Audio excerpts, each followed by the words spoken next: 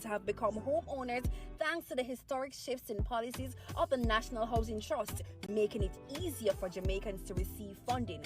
Not to mention the record number of houses being built. Never dreamed you would own a home? No matter your circumstance, home ownership is possible for you, thanks to the government's new social housing program specially designed to meet the needs of poor Jamaicans at no cost to them. We are building Jamaica. The proceeding was brought to you by the Office of the Prime Minister. So who keeps our taxpayer money in check? Well, the PAC and PAAC help watch over the country's budget. And one might sound like it just have an extra A, but they're way different. Here's how.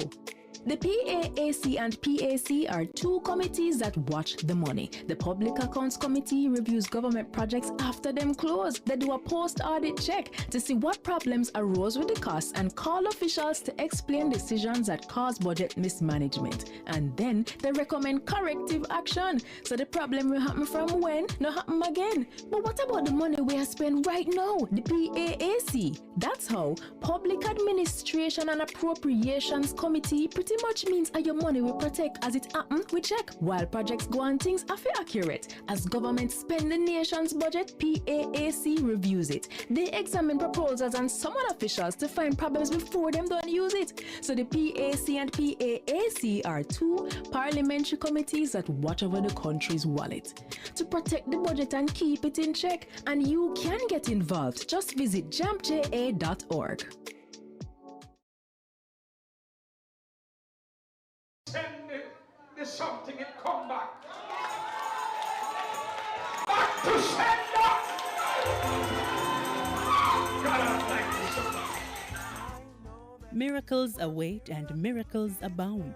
Tune in every Sunday at 7 a.m. for your share of the Miracle Revival Hour with Reverend Dr. Blair. Come for the word, stay for the worship. Right here on PBCJ. Miracle worker, work one for me.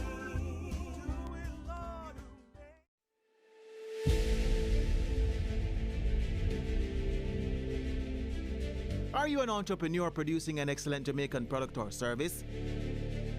Did you know you can earn hard currency and more significant returns by exporting?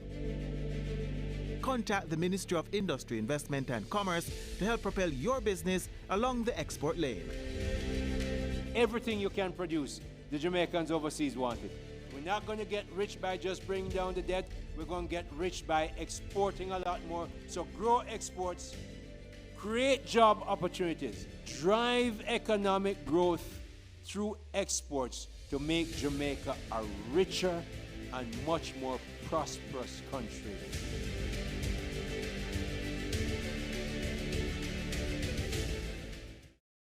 The following is brought to you by the Office of the Prime Minister. Your government is empowering you through education, training, and development. That is why we have removed all fees for every Jamaican accessing training through the Heart NSTA Trust.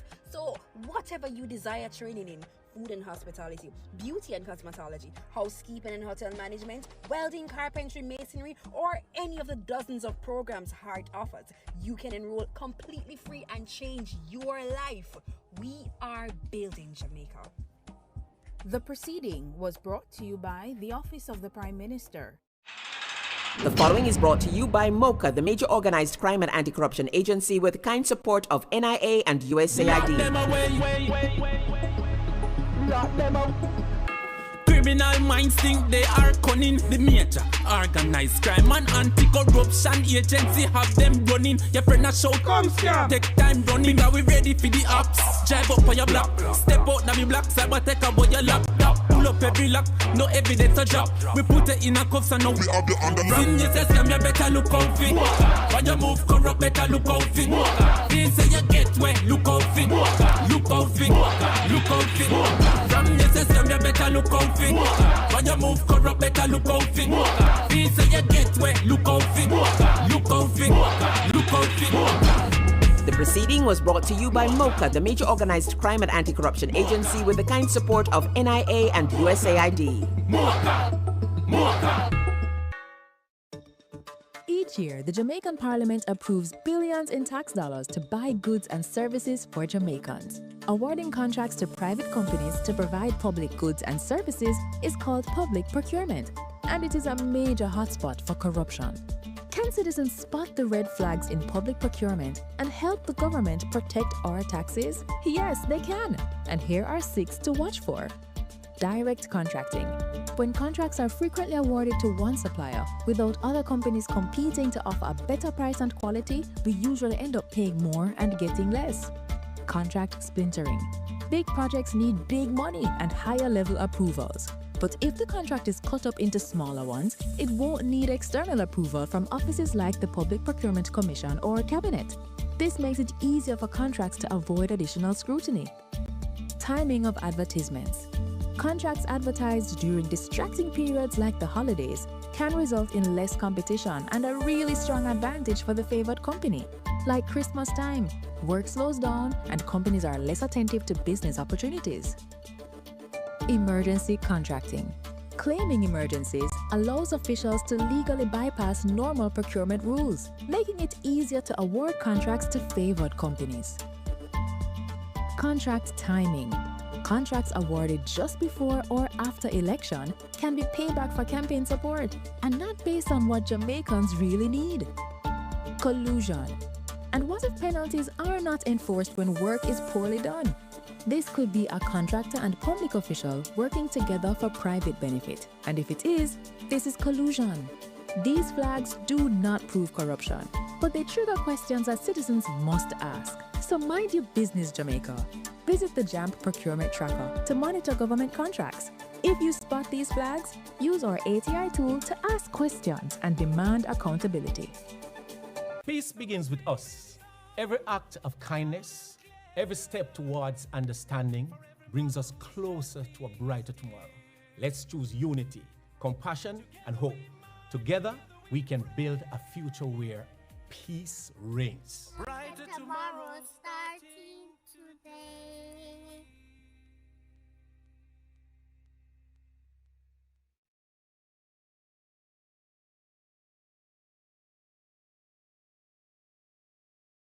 Jamaica, let's spread the word around to let the world know that we are proud to be one republic.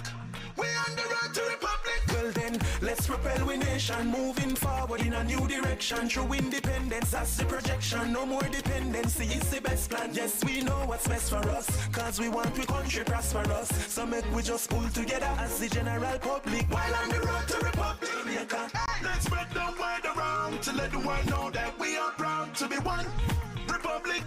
We on the road to republic. A message from the Ministry of Legal and Constitutional Affairs. We on the road to republic.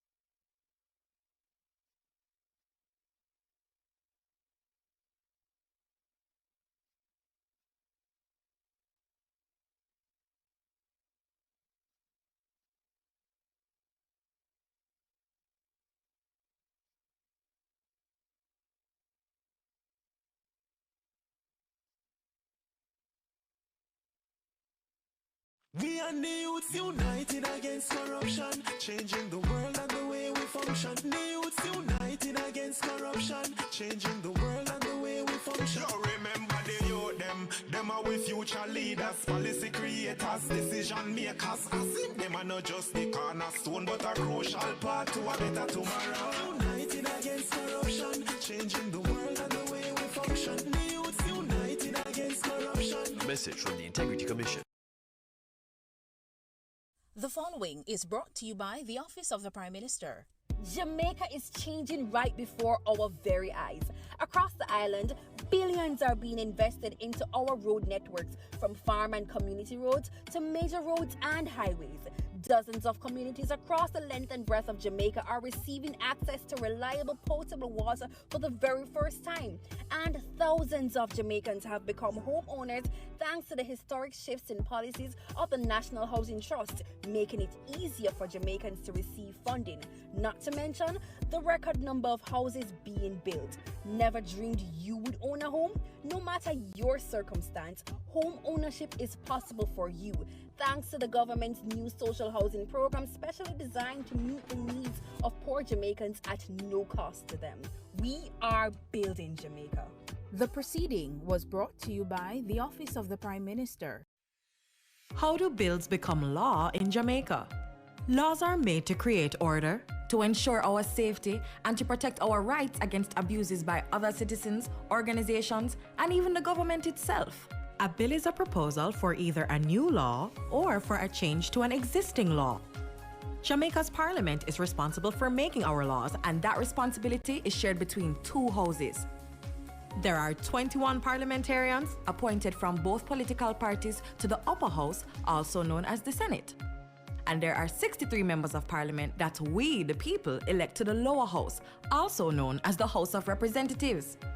To pass a law, there is a minimum of 6 stages required in each house. The process can begin in the upper house by a senator or in the lower house by your member of Parliament. And their proposals for a new bill can certainly start with you, the citizen. Now, since the process often begins in the House of Representatives, let's start there. 1. The first stage begins with the introduction by the minister responsible for the bill, followed by the first reading of the bill by the clerk to the houses. This clerk is more like the CEO, the Chief Executive Officer for the Parliament. An announcement of the bill is published in the Gazette. This is a public newsletter that the government uses to inform the citizens of what the Parliament is doing on your behalf. 2.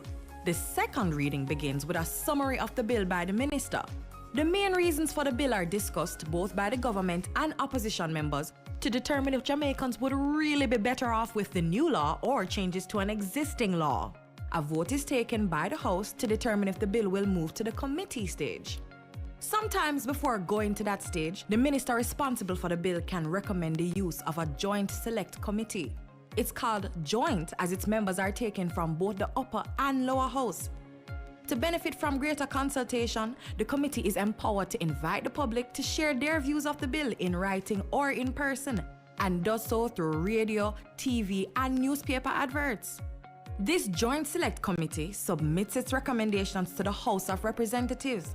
The House debates this report, and a vote is taken to determine if the bill should go on to the committee stage, where it is examined by a committee of the whole House.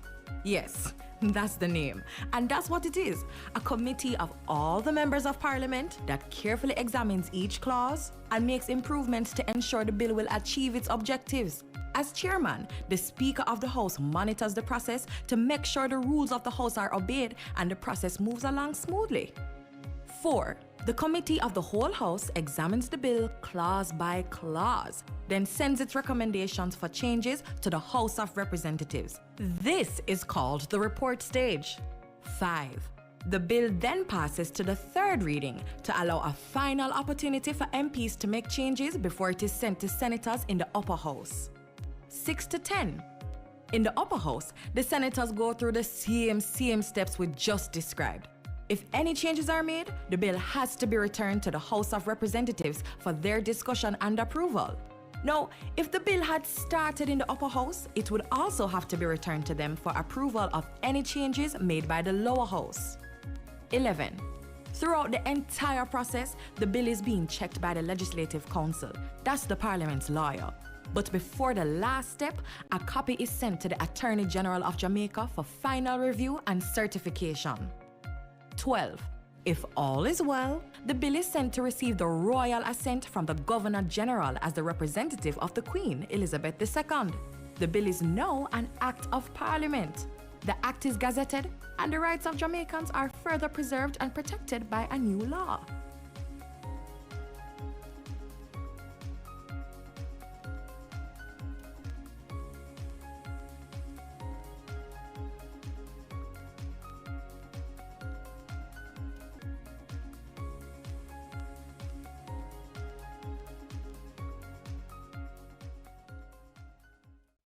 Jamaica. Let's spread the word around to let the world know that we are proud to be one republic. We on the road to republic. Well then, let's propel we nation moving forward in a new direction. True independence, that's the projection. No more dependency, it's the best plan. Yes, we know what's best for us, cause we want we country prosperous. So make we just pull together as the general public while on the road to republic. Jamaica. Let's spread the word around to let the world know that we are proud to be one republic. We on the road to republic. A message from the Ministry of Legal and Constitutional Affairs. We on the road to republic. BGLC, the regulatory body. We regulate, you play without worry. We regulate, you play. BGLC, fair play when you play. For the fun of the game, you know where they are. BGLC, keep it fair for the player. You play the game and we are the rules setter. Keep everything fair so the game play better. The Betting, Gaming and Lotteries Commission. We ensure fairness, integrity and responsible gaming practices. Keep the game fair and fun for everyone. We regulate, you play. Peace begins with us. Every act of kindness, every step towards understanding brings us closer to a brighter tomorrow. Let's choose unity, compassion, and hope. Together, we can build a future where peace reigns. Brighter tomorrow starting today.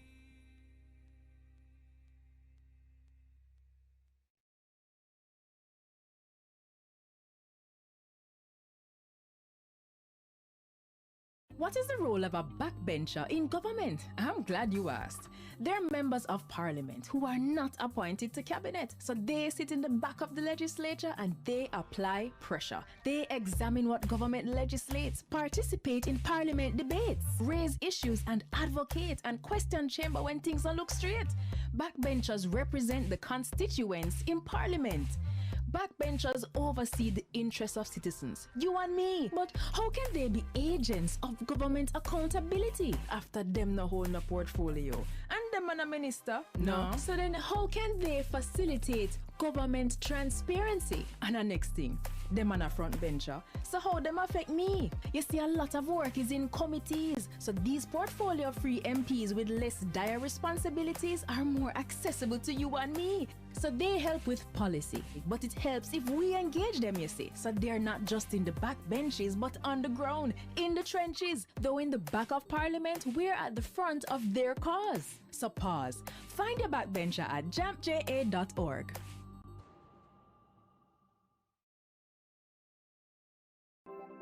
Jamaica, I can help you protect our citizens.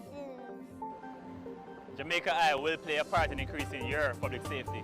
Jamaica Eye is part of an island-wide network of camera surveillance systems designed to increase the safety of you, our citizens. If you have a camera system outside your home or office facing a public space, log on to jamaicai.gov.jm today. Jamaica Eye, we're all connected. The Ministry of National Security, creating a safer and prosperous Jamaica.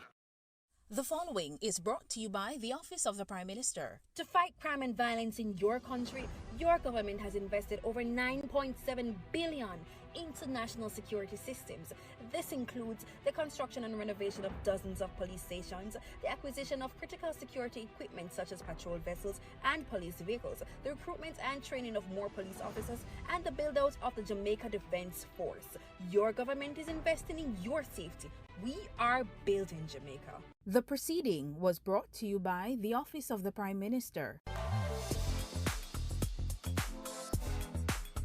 Jamaica is on the move with smarter and cleaner transportation. The government is enhancing the JUTC fleet with 100 new CNG buses with 10 specially outfitted for the disabled. Running on compressed natural gas, these buses reduce emissions while offering advanced safety features and Wi-Fi.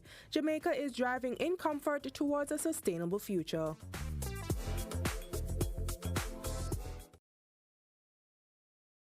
So who keeps our taxpayer money in check? Well, the PAC and PAAC help watch over the country's budget. And one might sound like it just have an extra A, but they're way different. Here's how. The PAAC and PAC are two committees that watch the money. The Public Accounts Committee reviews government projects after them close. They do a post-audit check to see what problems arose with the costs and call officials to explain decisions that cause budget mismanagement. And then they recommend corrective action. So the problem will happen from when, not happen again. But what about the money we are spending right now? The PAAC. That's how Public Administration and Appropriations Committee pretty much means how your money will protect as it happen, we check. While projects go on, things are accurate. As government spend the nation's budget, PAAC reviews it. They examine proposals and summon officials to find problems before them don't use it. So the PAC and PAAC are two parliamentary committees that watch over the country's wallet to protect the budget and keep it in check. And you can get involved. Just visit jampja.org. Send the something and come back. Back to sender! God, I thank you so much. Miracles await and miracles abound. Tune in every Sunday at 7 a.m. for your share of the Miracle Revival Hour with Reverend Dr. Blair. Come for the word, stay for the worship, right here on PBCJ. Miracle worker, work one for me. We want to hear from you. The Human Resource and Social Development Committee is inviting members of the public to share their views on the private members' motions concerning the following proposed changes to the Representation of the People Act. 1. Voters not being limited to using a black lead pencil to make a cross on the ballot. 2. Allowing outdoor agents to be within 20 yards of the polling station. 3. Polling stations closing 1 hour later. 4. Presiding officers not rejecting ballots due to incorrect removal of the counterfoil. And 5. The government immediately funding the Electoral Office of Jamaica, conducting a total re-verification of voters in Jamaica. What are your thoughts on these changes? How do you think this will improve your voting experience? Your feedback is important and will assist the committee in its deliberations on these matters of national importance. All submissions should be made in writing and sent to clerk@japarliament.gov.jm. Persons making submissions may be required to appear before the committee at short notice to explain their views. For more information, visit the Parliament of Jamaica website or our social media pages. The following is brought to you by the Office of the Prime Minister. Your government is empowering you through education, training, and development. That is why we have removed all fees for every Jamaican accessing training through the Heart NSTA Trust. So, whatever you desire training in, food and hospitality, beauty and cosmetology, housekeeping and hotel management, welding, carpentry, masonry, or any of the dozens of programs Heart offers, you can enroll completely free and change your life. We are building Jamaica. The proceeding was brought to you by the Office of the Prime Minister. Each year, the Jamaican Parliament approves billions in tax dollars to buy goods and services for Jamaicans. Awarding contracts to private companies to provide public goods and services is called public procurement, and it is a major hotspot for corruption. Can citizens spot the red flags in public procurement and help the government protect our taxes? Yes, they can, and here are 6 to watch for. Direct contracting. When contracts are frequently awarded to one supplier without other companies competing to offer a better price and quality, we usually end up paying more and getting less. Contract splintering. Big projects need big money and higher level approvals. But if the contract is cut up into smaller ones, it won't need external approval from offices like the Public Procurement Commission or Cabinet. This makes it easier for contracts to avoid additional scrutiny. Timing of advertisements. Contracts advertised during distracting periods like the holidays can result in less competition and a really strong advantage for the favored company. Like Christmas time, work slows down and companies are less attentive to business opportunities. Emergency contracting. Claiming emergencies allows officials to legally bypass normal procurement rules, making it easier to award contracts to favored companies. Contract timing. Contracts awarded just before or after election can be payback for campaign support and not based on what Jamaicans really need. Collusion. And what if penalties are not enforced when work is poorly done? This could be a contractor and public official working together for private benefit. And if it is, this is collusion. These flags do not prove corruption, but they trigger questions that citizens must ask. So mind your business, Jamaica. Visit the JAMP Procurement Tracker to monitor government contracts. If you spot these flags, use our ATI tool to ask questions.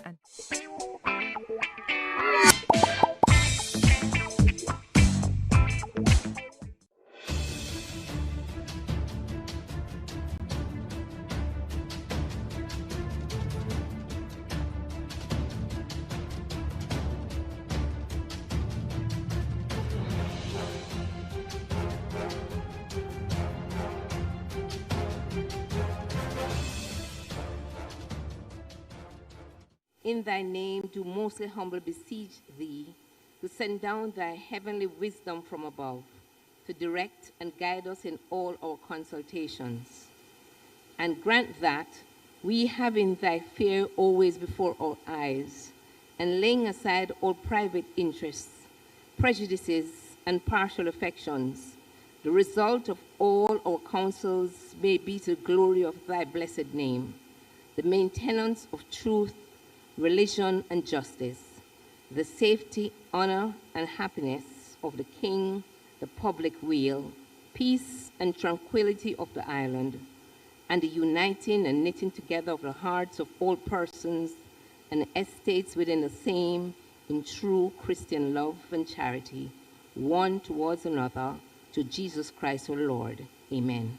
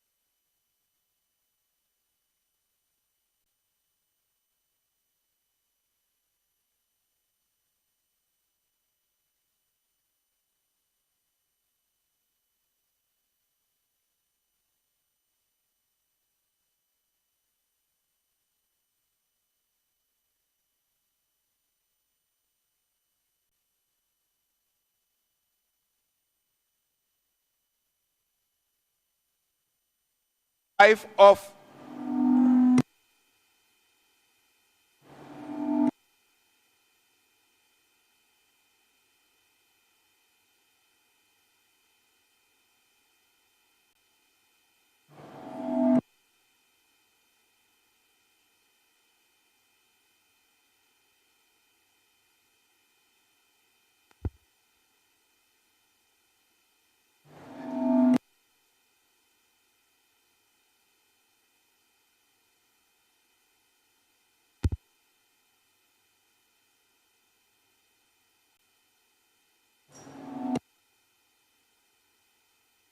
check.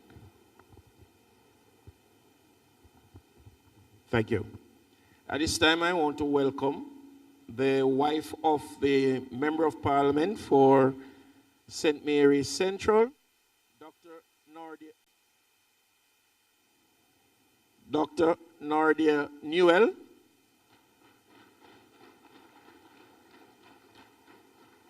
Nurse Iris Murray, former president of the Midwives Association of Jamaica, who happens to be the aunt to the Member of Parliament from St. Mary's Central. Also to the constituent who traveled here to support the Member of Parliament. I wish to welcome those in the gallery who are here in support.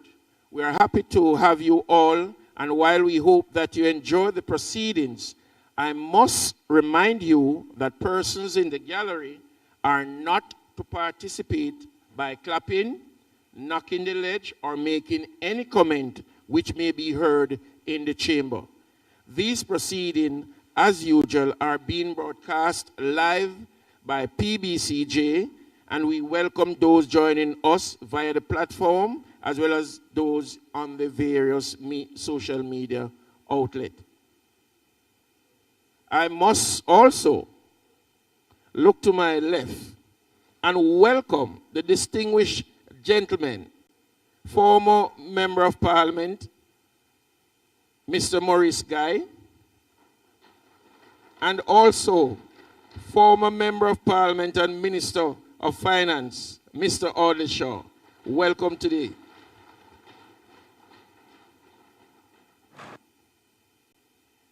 At this time, we'll take roll call.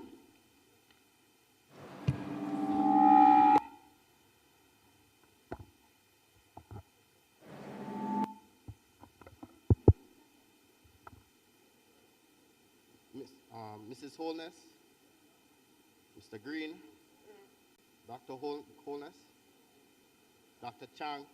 Chang, Mrs. Williams, Mr. Bartlett, Miss Grange, Dr. Tufton, Mr. Mackenzie, Mr. Montague, Mr. Darrell Vaz, Mr. Chuck, Mr. Charles Jr., Mr. Morgan, Ambassador Marks, Mr. Samuda, Dr. Wheatley, Mrs. Cuthbert Flynn, Mr. Terrelong, Mr. Witter, Mrs. Dalrymple Philibert, Ms. Morrison,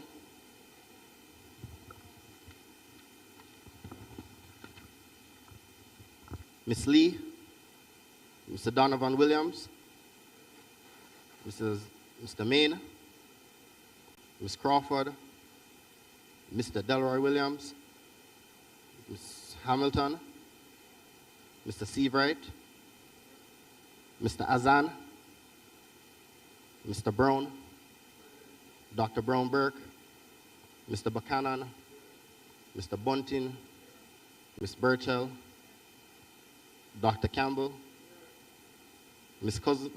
Cousins, Mr. Crawford, Ms. Daly, Dr. Dawes, Mr. Golden, Mr. Gordon, Mr. Hales, Mr. Hines, Mr. Hilton, Mr. Jackson, Miss Jess, Mrs. Malahoo Fort, Mrs. Miller Bennett, Mr. Morris, Mrs. Nita Garvey, Mr. Newell, Mr. Paulwell, Mr. Phillips, Ms. Perkis, Mr. Robertson, Mr. Robinson, Dr. Russell, Ms. Shaw,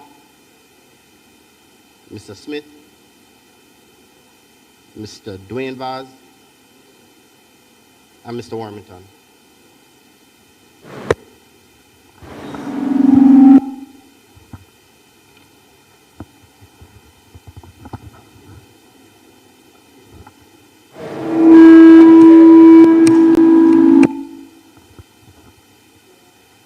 We will just suspend the sitting of the House for 5 minutes or so, just to make sure that we'll get the audio up. Thank you.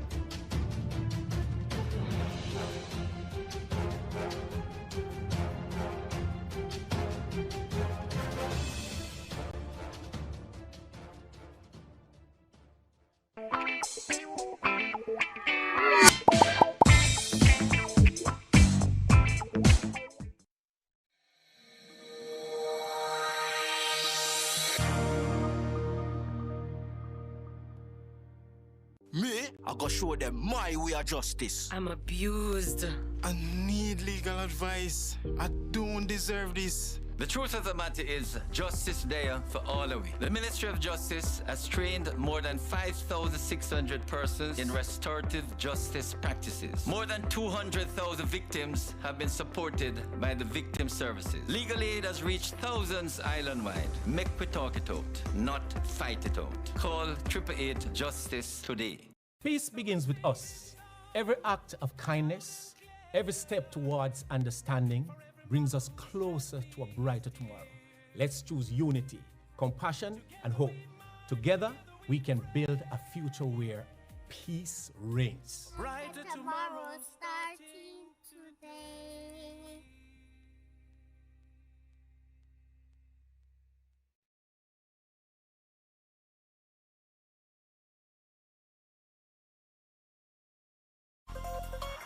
Motorists, as Minister of Justice, I appeal to you, obey the road code, pay your ticket on time, and only go to court if the ticket is being contested.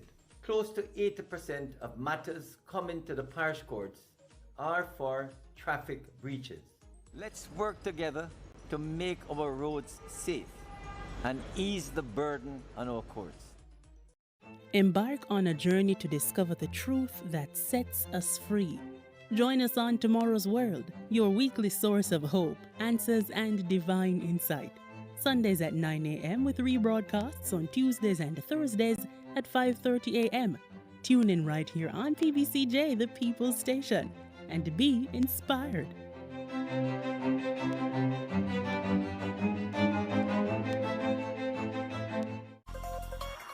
Motorists, as Minister of Justice, I appeal to you, obey the road code, pay your ticket on time, and only go to court if the ticket is being contested. Close to 80% of matters coming to the parish courts are for traffic breaches. Let's work together to make our roads safe and ease the burden on our courts. Jamaica, let's spread the word around to let the world know that we are proud to be one republic. We on the road to republic. Well then, let's propel we nation moving.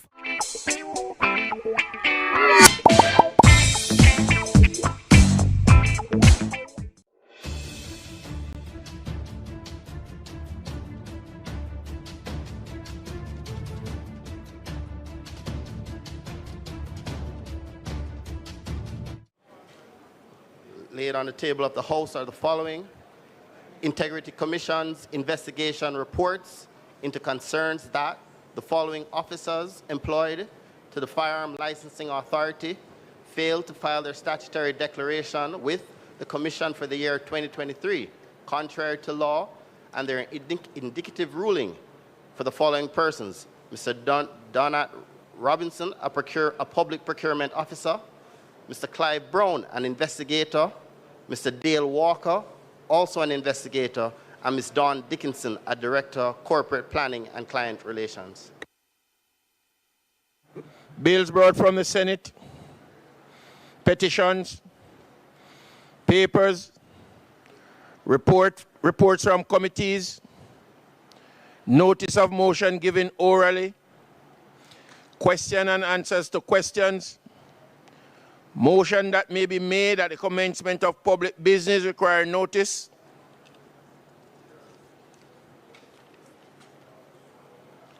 motion relating to sitting of the House, motions for leave to introduce bills, presentation of bills without leave of the House first obtained, public business.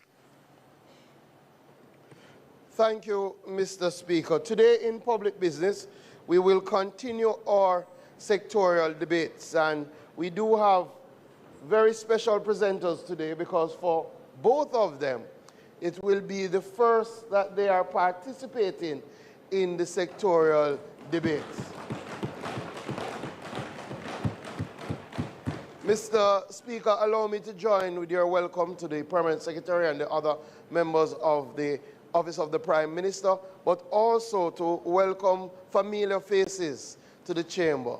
Of course, Mr. Maurice Guy, Member of Parliament, and Manayard Audrey Shaw, our former Finance Minister and Member of Parliament of Northwestern Manchester. Mr. Speaker, we will get started, and we will start today with the Minister without portfolio in the Office of the Prime Minister, who has responsibility for efficiency, innovation, and digital transformation. She is the Member of Parliament for Manchester North Eastern. Could you invite the Member of Parliament to start her presentation? Will the Minister now stand to make her presentation?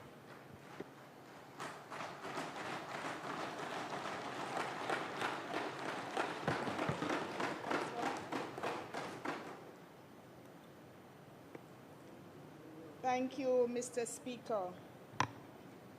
I rise today to make my first contribution in this honorable House as Member of Parliament for Manchester North Eastern and as Minister with responsibility for efficiency, innovation, and digital transformation in the Office of the Prime Minister.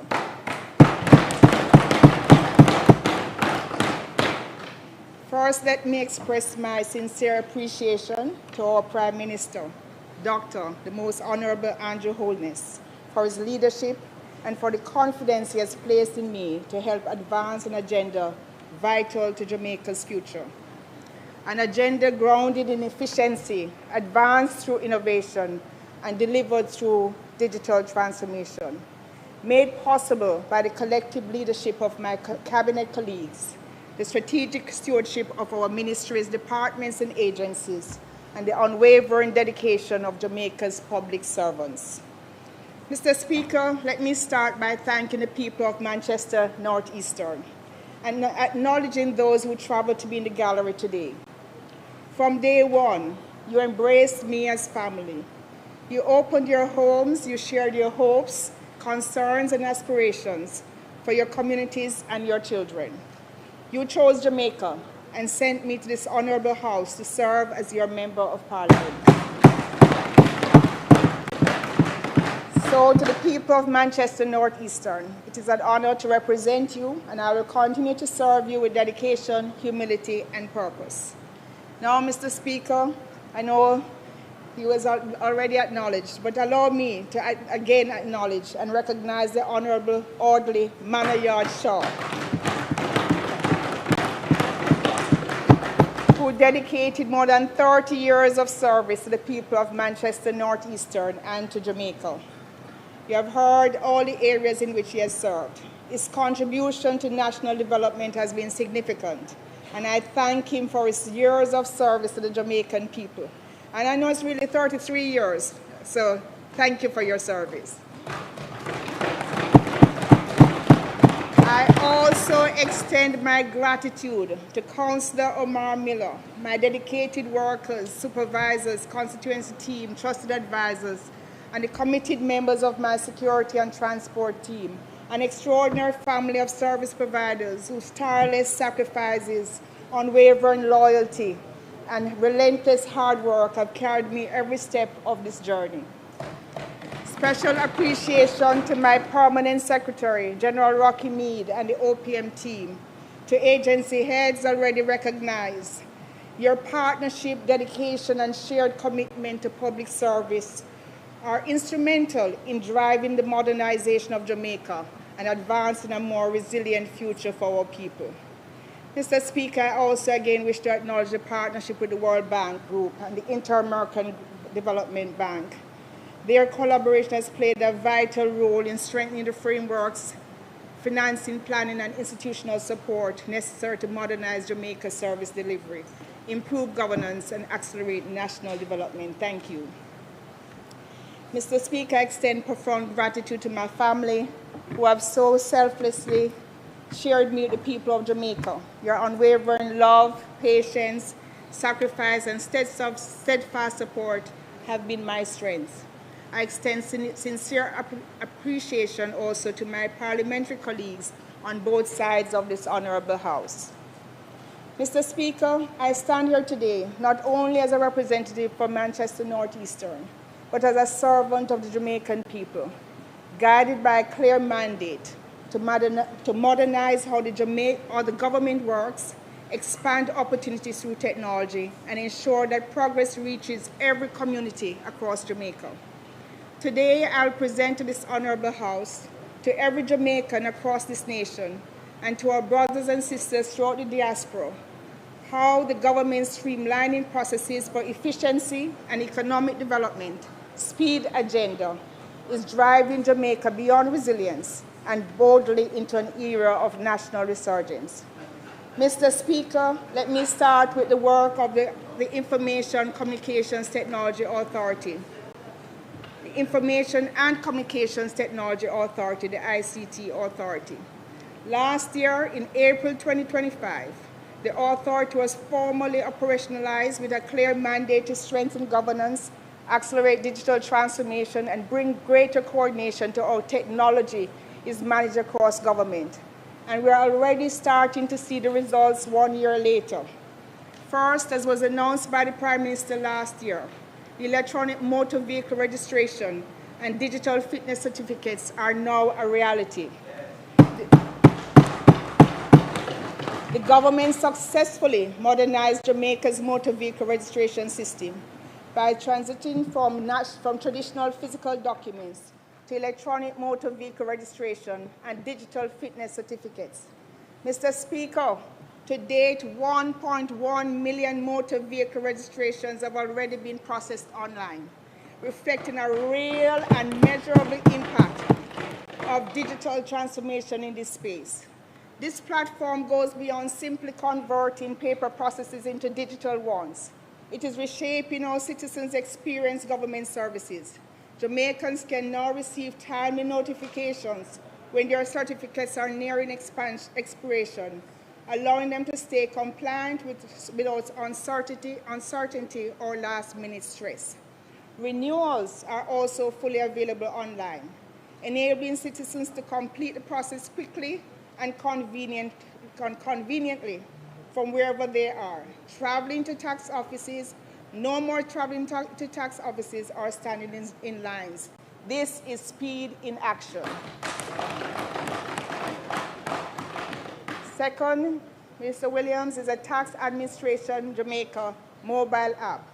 Through the TAJ mobile app, citizens are now able to complete a range of transactions directly from their devices, including making tax payments and paying other government-related services such as police record applications, tax compliance certificates applications, driver's license applications, just to name a few.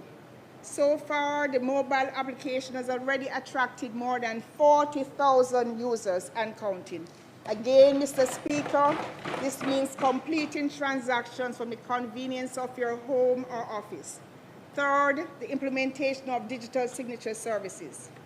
Although the Electronic Transaction Act was passed back in 2006, full implementation required more than registration.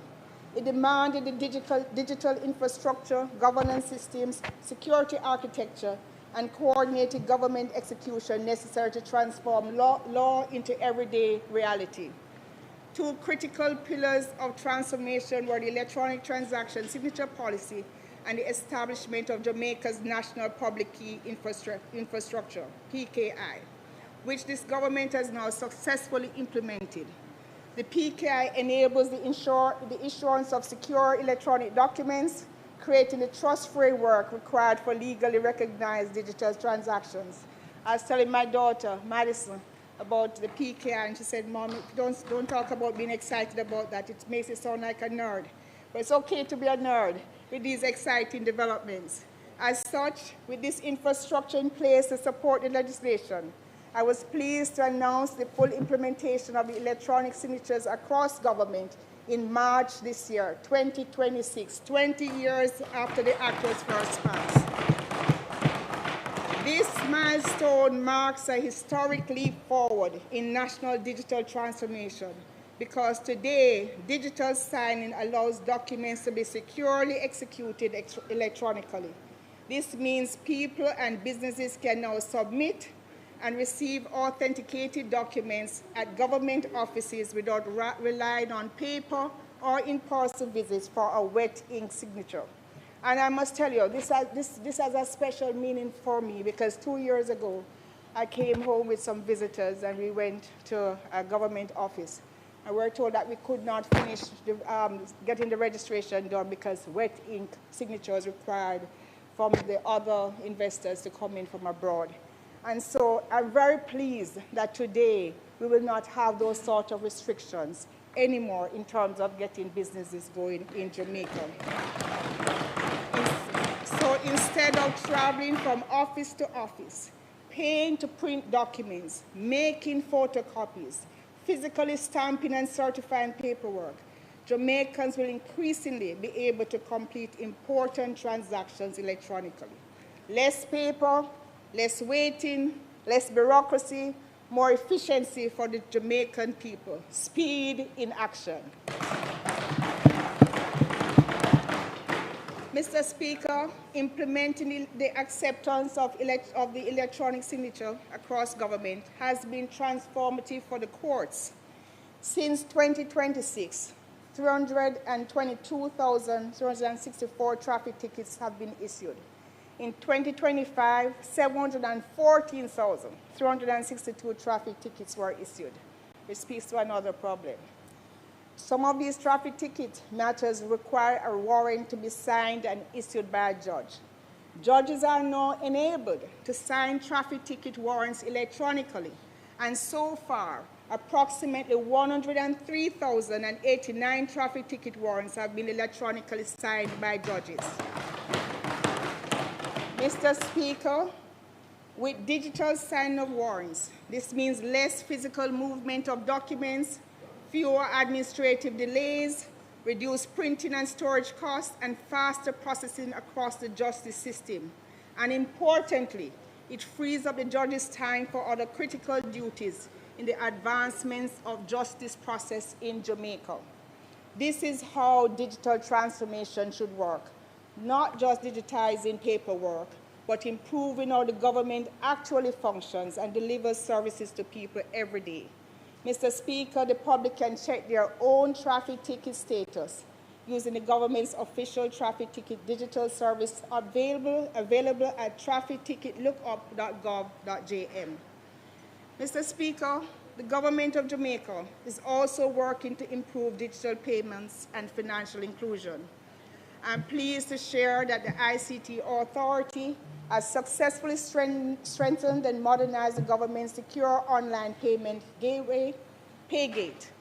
Paygate facilitates online payments in both Jamaican and United States dollars using Visa and MasterCard, and integrates with the major local commercial banks for payment processing. Last week, I was at a meeting in Newell, and the operators there told me that they are still having problems because many of them don't have a credit card, they have debit cards. And so I'm pleased to update that that Paygate also will take Visa debit cards.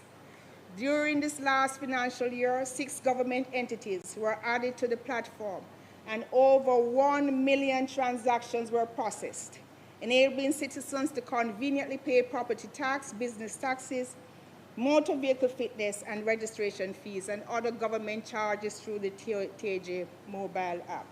The Jamaica Customs Agency also uses Paygate and is allowing importers and brokers to pay custom duties, import permits, licenses, and certificates electronically, reducing processing times and improving ease of doing business.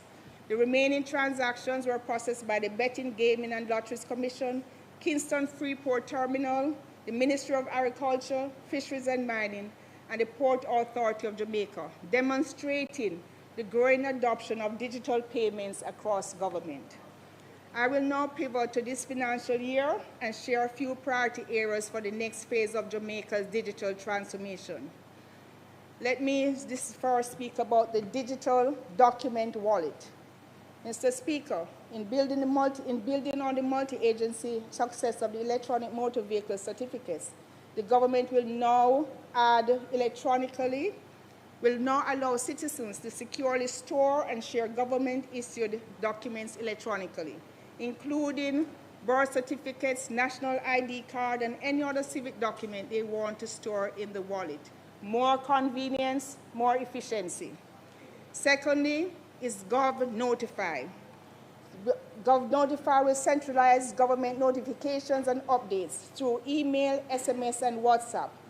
People of Jamaica will be able to receive reminders for expiring passports, driver's license, and other important updates, because we all need reminders sometimes.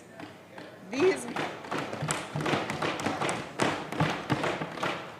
are not isolated initiatives. They represent a deliberate shift towards a government that is more efficient, but to deliver these services seamlessly and at scale, they must be connected. So, Mr. Speaker, I am again so very excited to share that since last month, we implemented the Jamaica Data Exchange Platform, the JDXP. The JDXP is a foundational pillar of digital transformation agenda. At some point, every Jamaican has had to move from office to office, carrying documents, repeatedly filling out the same forms, and waiting far too long just to get business done. In government, there's a powerful force called turf. The JDXP represents a major shift from turf to joined-up government, from data silos to data sharing, from fragmented systems to integrated, interoperable government systems, from slow manual processes to real-time seamless services. The JDXP allows authorized government systems to exchange information electronically and in a standardized way. It allows institutions to securely verify information directly at the source instead of requiring citizens to carry documents everywhere. Think of JDXP as a trusted digital bridge, connected government agencies and businesses, which means if you go to open a bank account, your identity can be verified in real time using your national ID card. No more, Barbara, no more JP letter, no more reference forms, no more back and forth, no duplication, no delays. That is what is coming. And Mr. Speaker, it is my intention that opening a bank account in Jamaica should move to first world standards, where accounts can be opened in under 1 hour. JDXP will make that possible and will also make possible a major new change in how business is done with the government. We are now able to introduce the once only zero bureaucracy principle with the help of the IDB. Mr. Speaker, the people of Jamaica should not be required to provide the same information to the government repeatedly. Through the once only principle being powered by the Jamaica Data Exchange Platform, information provided once to the government can now be securely shared with consent and reused across multiple ministries, departments, and agencies, reducing duplication, improving efficiency, and delivering a seamless, citizen-centered public service experience. These initiatives represent a deliberate and structured approach to modernizing public services.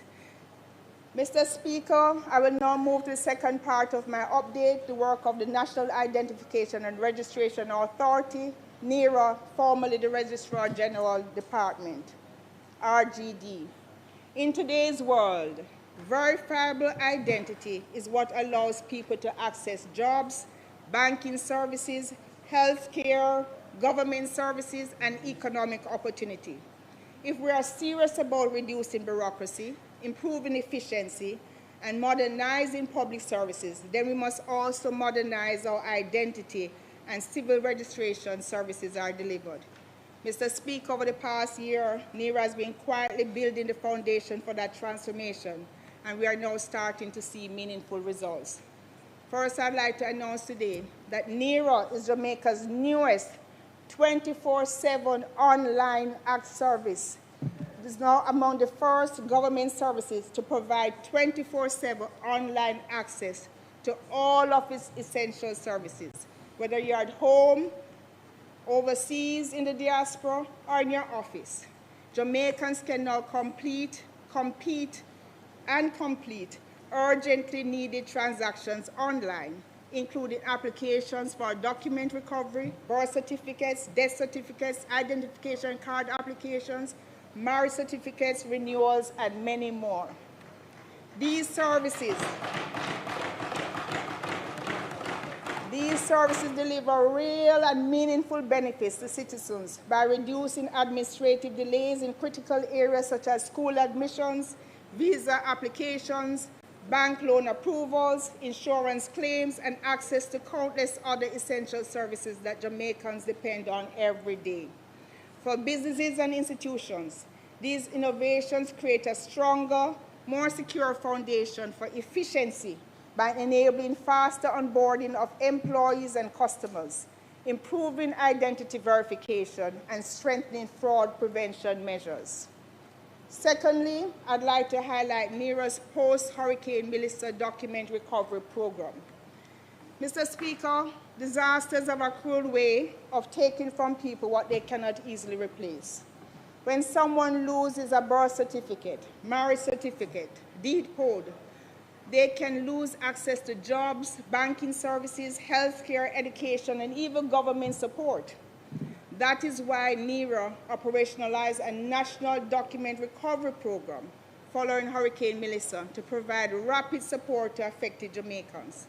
To date, NERA has processed 47,562 document recovery applications, helping thousands of Jamaicans rebuild their lives in the aftermath of disaster. Importantly, 856 of our most vulnerable citizens receive these essential services free of cost, ensuring that compassion, dignity, and national support reach those who needed it most. And Mr. Speaker, recognizing that hardship does not end with hurricanes, this vital program has now been permanently institutionalized to support Jamaicans impacted by fires, floods, and other emergencies. This means that in times of crisis, citizens will continue to have reliable access to critical document recovery services, strengthening national resilience and ensuring that no Jamaican is left behind. Access is available 24/7 at nero.gov.jm. And just to share with you, this weekend, I was in Newell and Councillor Miller called that there was a fire with a family in the constituency. Their residence was totally burned down, 8 families affected. So I went to visit. And in all the distress that they were sharing, the one that was most problematic for the most elderly person was the fact that his pension book was gone and all his documents. And so while we were able to provide immediate support, what gave me the most pleasure was that I could share that the documents will be replaced, and Minister Charles, I know the pension book will also be replaced. So this program is having, for me, real and immediate impact. Mr. Speaker, an identification services outreach was piloted in my constituency, and now we are ready to expand to all 62 other constituencies. Members of Parliament, you would have received an email invitation to indicate your willingness to participate in the program. I thank you all for who have responded. Mr. Speaker, the National Identification Card Project has also purchased mobile units that will be used for the constituency outreach programs aimed at bringing government services closer to the people. The mobile units will be ready for June 2026. This is what it means to be a people-centered government. Thirdly, Mr. Speaker, I'm proud to highlight the expansion of NERA's National Identification Card Enrollment Centers. Over the past month, NERA has expanded significantly beyond the one location that was there previously at the Central Sorting Office in Kingston. National identification services are now being rolled out in Montego Bay, St. Anne's Bay, Port Antonio, Maypen, Santa Cruz, Mandeville, Twickenham Park, Portmore, and downtown Kingston. These locations are scheduled to be fully operational by the end of this month. The Savannah Lamar Register General's Department office was destroyed during Hurricane Melissa. Member from Central Westmoreland. In response, a new location is currently being renovated at the Savannah Lamar Post Office. which reopening scheduled for mid-July 2026. The new location is configured to provide both civil registration and national identification services, as well as a modern post office banking hall. You nearly missed it, you know. Yes. So, Mr. Speaker, in addition to Savannah Omar, many other post offices are presently being renovated by NERO to provide both civil registration and national identification services. By July 2026, the service centers at Brownstown, Spalding, Ocho St. Anne's Bay, Falmouth, Lucy, Santa Cruz, and Montego Bay are scheduled for completion. Let me now highlight a few priority areas for the next phase of transformation at NERO. First, the planned integration of the national identification card has proved that a person is licensed to drive. Mr. Speaker, the government is advancing legislative changes to allow the national ID card to serve as a legal proof that a person is licensed to drive. This means Jamaicans with a national ID card will be able to renew their driver's license fully online without needing to print or collect a separate physical license every 5 years. Mr. Speaker, another innovation from NERO will be instant services. By the end of this financial year, NERO will begin introducing instant services for civil registration documents. Today, many Jamaicans must apply for documents, wait for processing, and then return another day for collection. Under this new model, one visit, one transaction, same-day documents. The people of Jamaica will increasingly be able to apply, verify, pay, and receive documents within a single seamless process on the same day. NERO is also building national capacity. Mr. Speaker, one of the more significant achievements of this year has been the establishment of the NERO Learning Center, a major investment in building the human capital required to power Jamaica's modern identity and civil registration services. Already, 229 employees are actively enrolled in a national ID professional course, while an additional training program has been developed to strengthen the capacity of 1,000 marriage officers and civil registrars across Jamaica. Let me repeat that, 1,000 marriage officers and civil registrars across Jamaica. This initiative is not only enhancing operational excellence, but also building a highly skilled national workforce capable of sustaining Jamaica's digital transformation for generations to come. Mr. Speaker, I would now like to move to the digital transformation of Jamaica Post. During the budget debate, the Prime Minister signaled a clear direction for Jamaica Post to evolve beyond its traditional role. The Post Office is one of Jamaica's largest service networks across the country, with over 400 postal points, with deep reach into communities where many Jamaicans struggle to access services. That is why Jamaica Post is now being repositioned as a modern platform for digital access, government services, logistics, and e-commerce opportunity.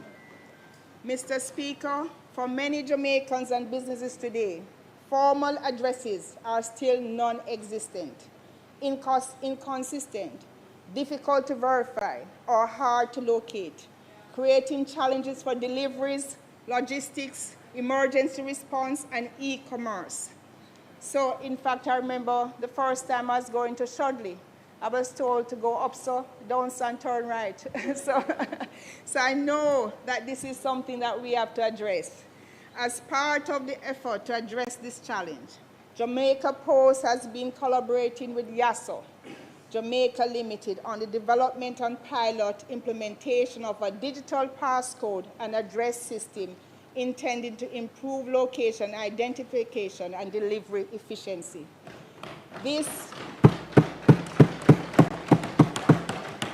For those of us from rural Jamaica, this is a very important initiative, and it introduces a technology-enabled digital address framework that uniquely identifies locations and improves the efficiency of mail delivery, logistics services, and online commerce across Jamaica. And I want to take a moment to pause and recognize Andrew Walker, the CEO of YASO. And I'm recognizing Mr. Walker because it's an interesting story to me personally. About 5 years ago, I realized when I was in Washington that we had over 100 Jamaicans working at Google. And they had come together and formed an association called Jam Googlers. And that's how I invited them to a meeting, and I met Mr. Walker. A couple of months later, or maybe years later, he called that he's trying to get an idea, a service to Jamaica, where you'll be able to help the police and help others by using a GPS system. And the more I described it, the more I said to him, but that's a great business idea. Take it and make it a business. And I remember meeting with him and his team and hearing the name YASO. At first it didn't click, I was out of Jamaica too long. But then after a while it came back to me. YASO is the name of the company. This is where I am. And so I was very pleased when I came back and heard that he had advanced a partnership with the IDB and was now the person leading the charge to put in this system in Jamaica. And for me, it's personally so rewarding because, when we see that our young Jamaicans are coming back to Jamaica with technology and business, I feel very good about it. So recognition.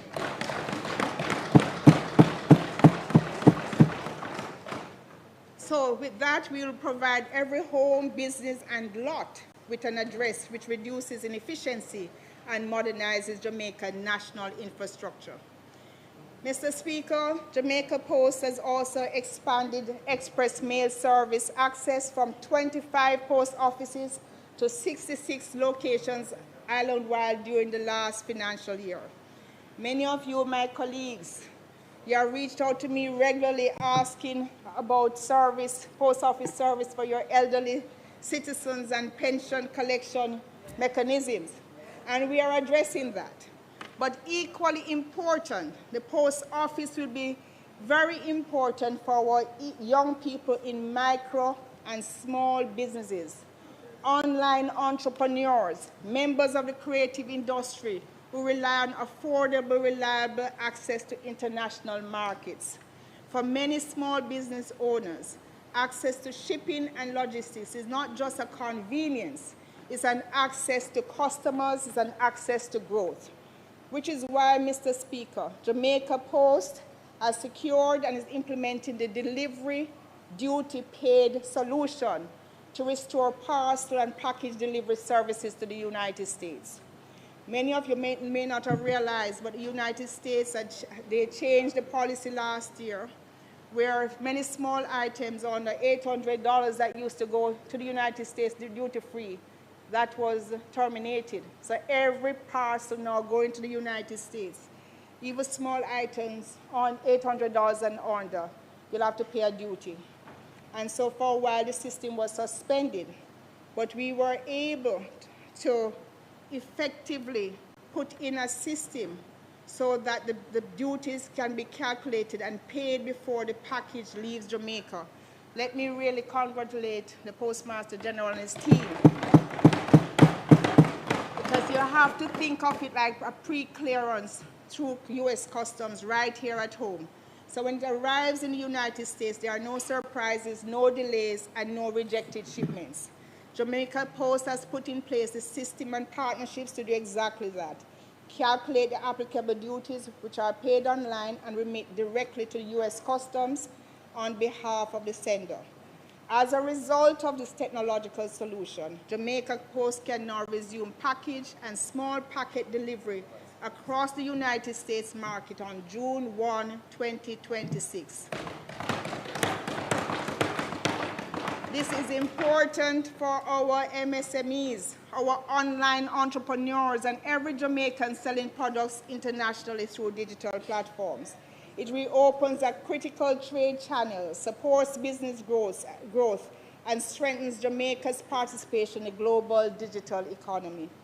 Mr. Speaker, let me highlight a few areas for the next phase of the transformation of Jamaica Post.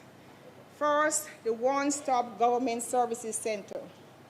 Today, I'm pleased to announce that the Government Service Center initiative is now being piloted by the Jamaica Post.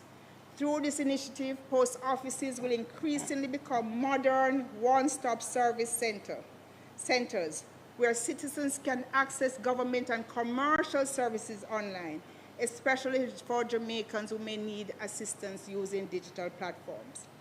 And you know, this again is special for me because 25 years ago, I had this idea and approached the then minister with the responsibility for post offices with this idea and started in a limited way, but it didn't really go much further than bill payments. So it's a special privilege to be in a position to drive the policies to maximize the potential of our post office network. I'm told that sometimes I'm a little bit ahead of my time, but member from Southeast and St. Catherine, time come. It's time to drive it forward. So in partnership with the Inter-American Development Bank, the Government Service Initiative will be launched at selected post offices, and we are grateful for the $224 million in financial support, which is along with technical assistance, which is driving this initiative forward. Bringing full services is about ensuring that no Jamaican is left behind in the digital age. Secondly, Jamaica Post continues to expand express mail service across the country. During this financial year, express mail service will expand to an additional 44 locations, increasing its national footprint to 100 post offices island-wide.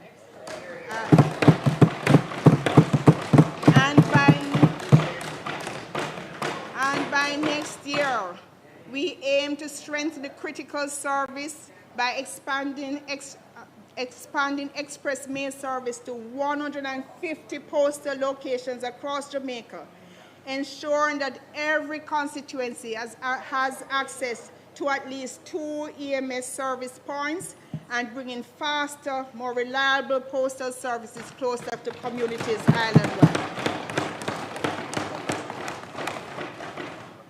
Third, we are modernizing and restoring the postal infrastructure. No transformation effort can succeed without modern infrastructure. Most of our post offices have faced decades of deferred maintenance, compounded by severe damage from Hurricane Beryl and Hurricane Melissa.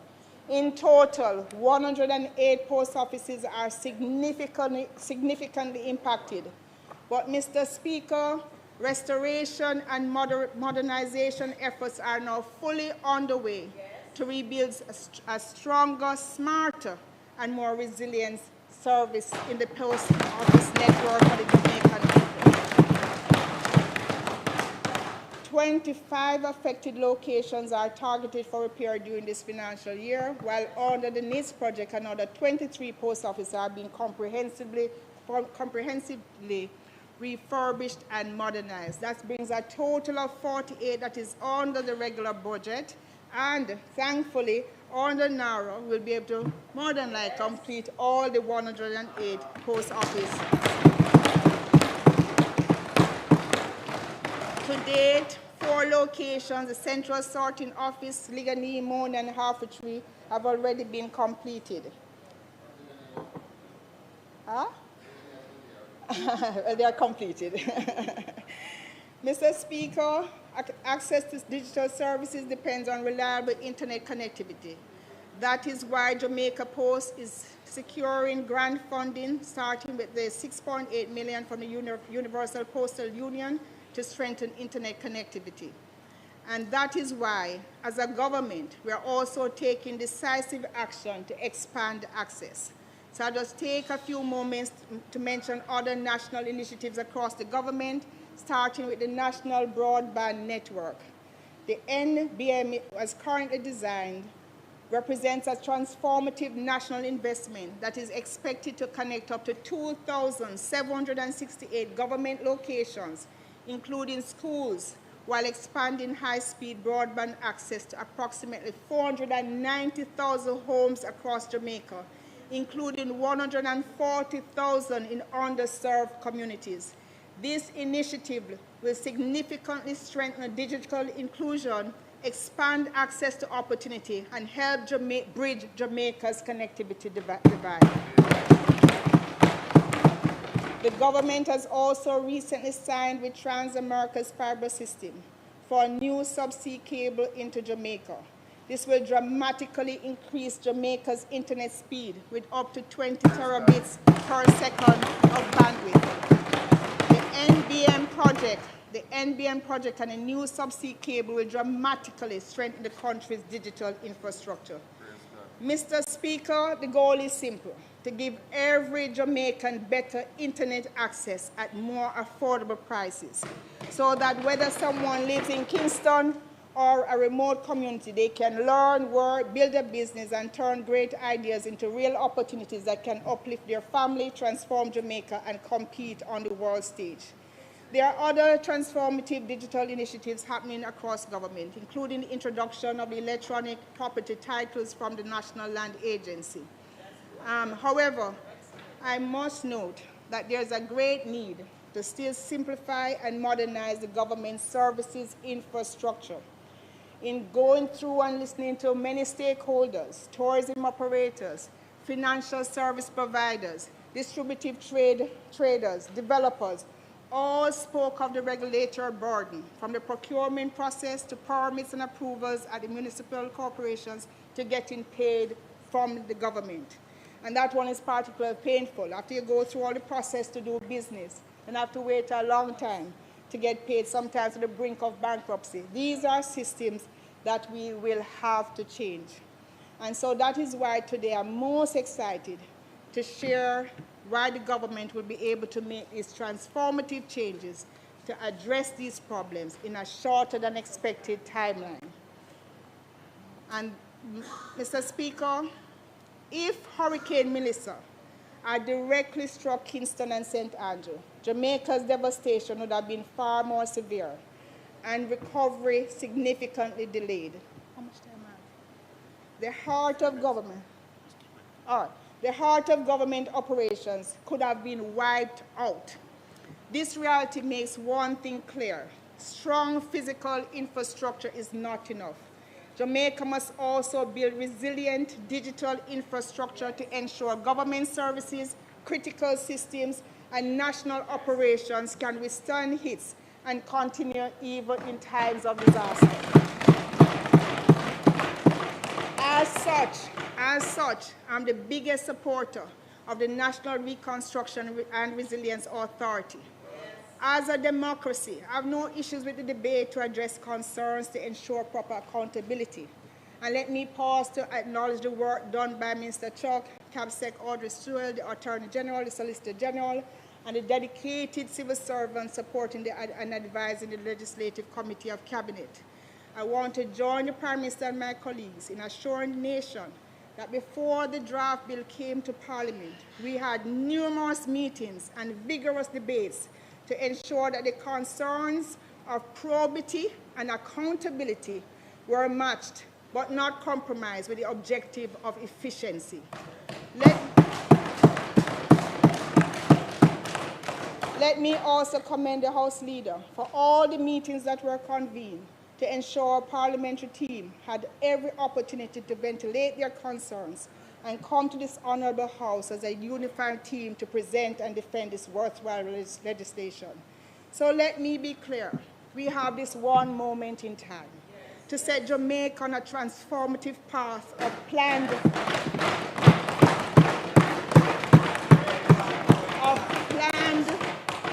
sustainable, resilient, and efficient development. And that is the singular purpose of NARA. But let me share another reason why I'm so excited about NARA. last year in one of my first meetings at the World Bank, they shared a well-researched and documented digitalization project for Jamaica. And with their funding, we are working on its implementation. And in February of this year, we were invited by the EU to look at how Europe has built climate resilience through the use of advanced technology. And I got fully exposed to the concept of digital twins, which provided the answer for resilient and efficient government, a government digital twin, to ensure Jamaica can remain operational, responsive, and resilient no matter the crisis, and at the same time also complete the reform and modernization of our bureaucracy. The Government Digital Twin Program is a bold national initiative that will leverage its strategic efficiencies to create Jamaica's digital parallel government ecosystem. This means a government that operates physically and digitally, a government that serves its people 24 hours a day, 7 days a week, a government that remains open, secure, and resilient under any circumstance. Mr. Speaker, with a government digital twin, combined with secure sovereign cloud and strategic redundant data centers, government services will remain available regardless of hurricanes, floods, pandemics, infrastructure, and geographic or economic shocks. As such, I'll be working to put the Government Digital Twin Project under NARA to supercharge its implementation. Again, with NARA, major resilience building national projects can be assessed and implemented on a timely basis to the benefit of all Jamaicans. Mr. Speaker, this is how Jamaica will move decisively from years of delay to a future of faster, smarter, and more responsive public service delivery. Let me just quickly then go to the last part of my responsibility, innovation. Mr. Speaker, I want to especially thank the Prime Minister for including innovation as part of my responsibility. Having had the lived experience as a young innovator, where I was hard-pressed from all sides and feeling beaten down and alone by the system many times, I want to ensure that no other Jamaican entrepreneur, innovator, or pioneer faces the same difficulty I faced many years ago. And that is the objective of this Andrew Holness-led government. This government is friendly to business, entrepreneurs, and innovators. Without innovation, Jamaica cannot achieve its growth agenda. In order to achieve sustainable growth, we must support innovators. Mr. Speaker, reducing bureaucracy, improving efficiency, enabling digital transformation, and creating a framework under which innovation is supported, encouraged, and celebrated is the roadmap. Mr. Speaker, I've mentioned many times and will mention again, Silicon Valley is not just a place, it is a culture that supports innovators and pioneers. That culture can and will be replicated in Jamaica. Last month, I had the opportunity to attend an IntelliBus hackathon where over 750 young Jamaicans turned out to create prototypes and conceptualize solutions to real-life problems in 24 hours across multiple sectors. I was blown away by the solutions they came up with. We must institutionalize this approach to innovation where we develop our local talent, support them, and help them to commercialize ideas and businesses. I want to recognize some students from Christiana High School and Homewood High School. Those students came out and they competed in Kingston with all the other schools and colleges and young people around, and they did well. As I want to recognize them. I want to recognize Mr. Jermaine Morgan and Mr. Rory Richards, two Jamaicans who operate an online digital commerce and logistics platform that allows customers anywhere in the world to purchase items from supermarkets, pharmacies, farm stores, restaurants, and have them delivered the same day. And last year alone, They facilitated over 500 million Jamaican dollars in sales of local products and services, supporting, congratulations. They're supporting Jamaica's businesses, SMEs, entrepreneurs, and communities across the island. They saw need, they know the technology, so they created a business. We need 1,000 Jamaicans doing this like that, more than 1,000.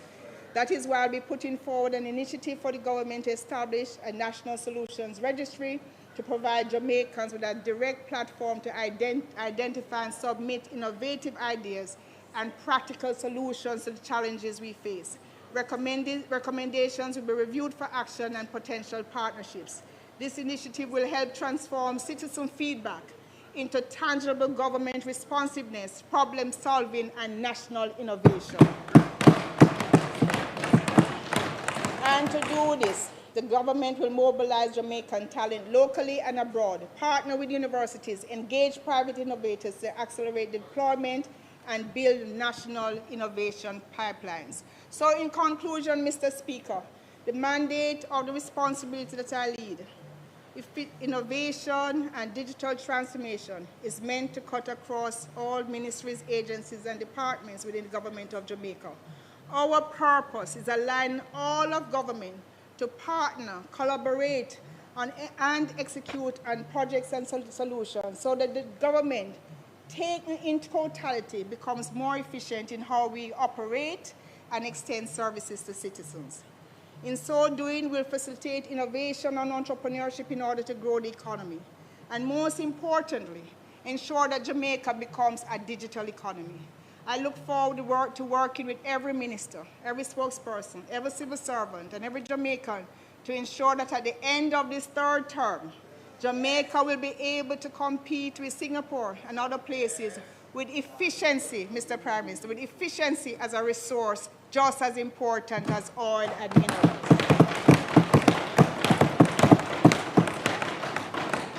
Mr. Speaker, the journey from resilience to resurgence is steadily advancing. I've taken it on personally. I've been running at top speed. From my focus from the White House to Jamaica House, from Washington to Christiana. And I'll continue to run very fast to make sure that the speed agenda is delivered. The strong foundations are being laid, critical systems are progressively modernized, and we'll continue to build and deliver faster services, expanding opportunity, and improving the lives of the Jamaican people. Thank you, Mr. Speaker.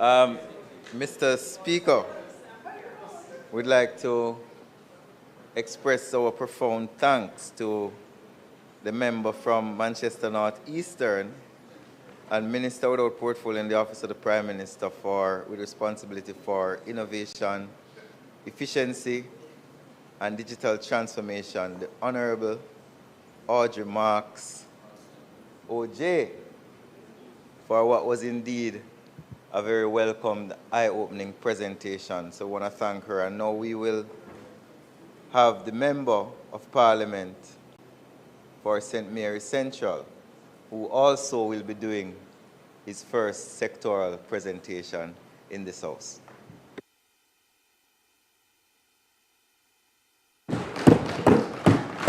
Member, you...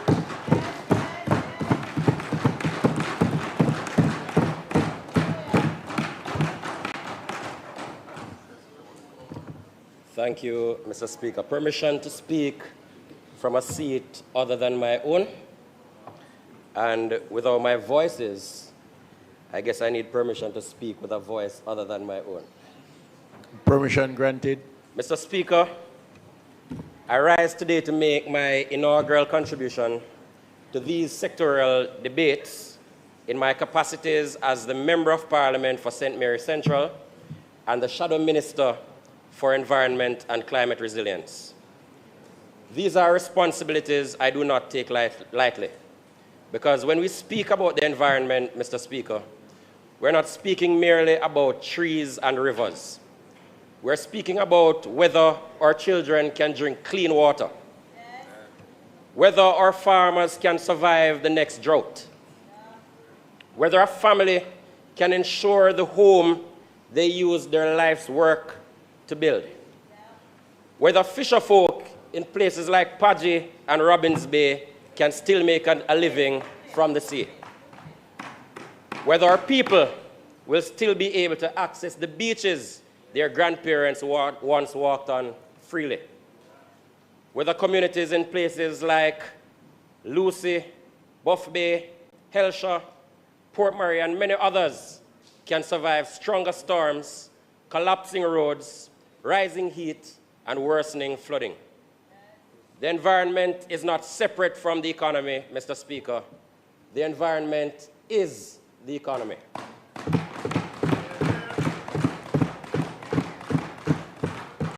Tourism depends on it. Agriculture depends on it. Water security depends on it. Public health depends on it. National security depends on it. And so today I intend to speak not merely as a parliamentarian, but as a Jamaican deeply concerned about the future we are leaving behind for future generations, including my own 11-year-old. I also rise with gratitude, Mr. Speaker. I thank God Almighty for the strength, courage, and energy He has given me to take on the many challenges that come along with these roles. I thank Opposition Leader Mark Golding for taking a chance on a young, emerging leader like myself and placing me in this shadow cabinet. I thank the people of St. Mary Central for the confidence they have placed in me in electing me as their Member of Parliament. I take this responsibility seriously, Mr. Speaker, and commit to using every ounce of energy to ensure our Central St. Mary is a model constituency. I want to salute former Member of Parliament for St. Mary Central, my friend, Dr. Maurice Guy.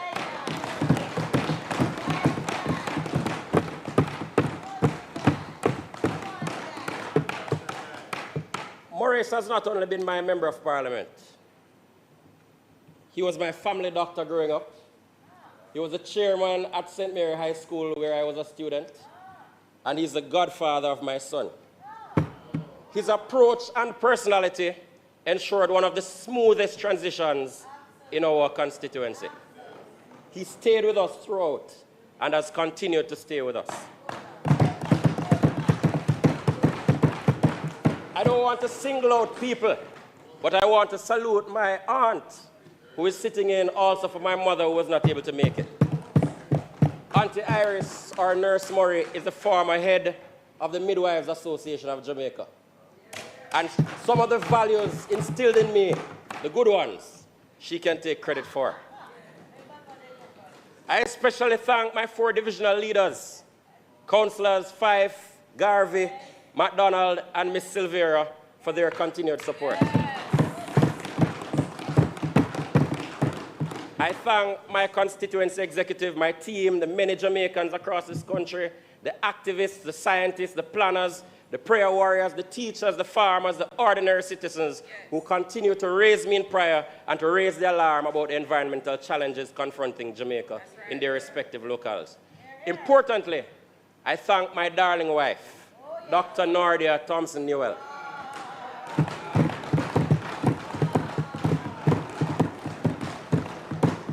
Nordia has had opportunities to work all over the globe.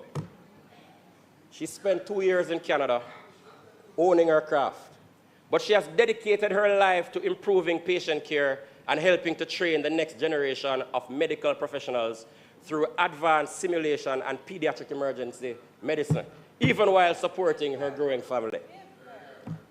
Bang the desk, man. Make some nice, man. Mr. Speaker, across the world, climate change is no longer a future threat. It is here. The Caribbean is warming faster. Storms are becoming more destructive. Insurance costs are rising. Coastal erosion is worsening. Food systems are under pressure, and water systems are increasingly pressured. And despite it contributing nothing almost to global emissions, small island developing states like Jamaica stand among the most vulnerable nations on this earth. Yet even in this moment of danger, their opportunity lies. There's the opportunity to rethink how we build, how we plan, how we enforce, how we protect, and how we govern. That's right. And most importantly, an opportunity to decide whether environmental protection in Jamaica will belong only to the privileged or whether environmental justice will belong to all.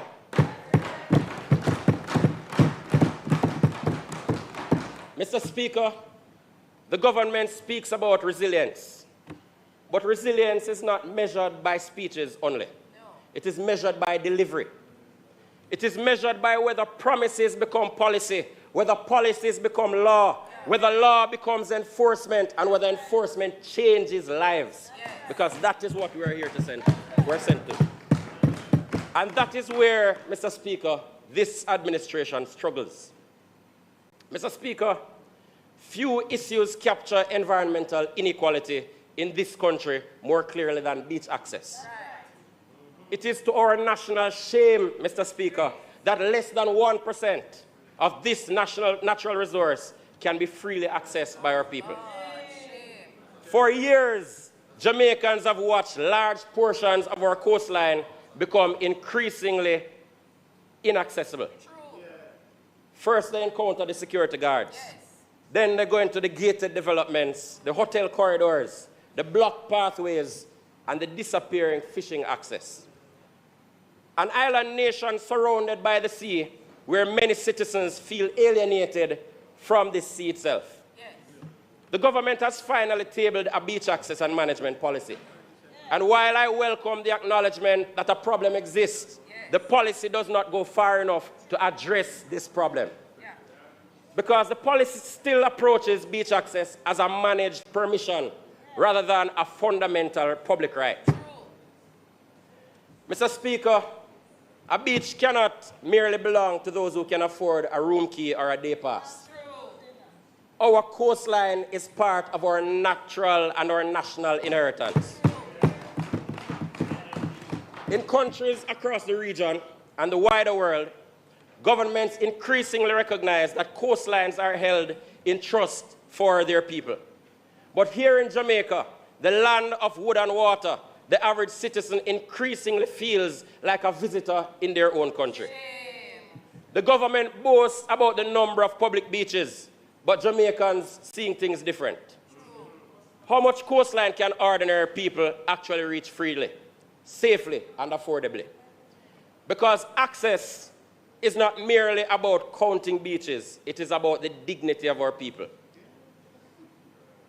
It is about whether a fisherman can launch his boat, whether a child can see the sea and play in the sand, whether a family can enjoy the natural beauty in their own country, whether the man in Drapers who grew up with unfettered access to Blue Lagoon will still be able to access that facility for commercial and recreational activities. Mr. Speaker, the policy must go further. We need guaranteed public access corridors to all beaches. We need legal protection for traditional fishing communities. We need protection of public easements, national mapping of beach access points, limits on the privatization of coastlines, and modern legislation rooted in sustainable environmental justice. The objective, Mr. Speaker, must be free, unfettered access to all of Jamaica's beaches for all Jamaica's people, whether you live in Portland or you live in Montego Bay.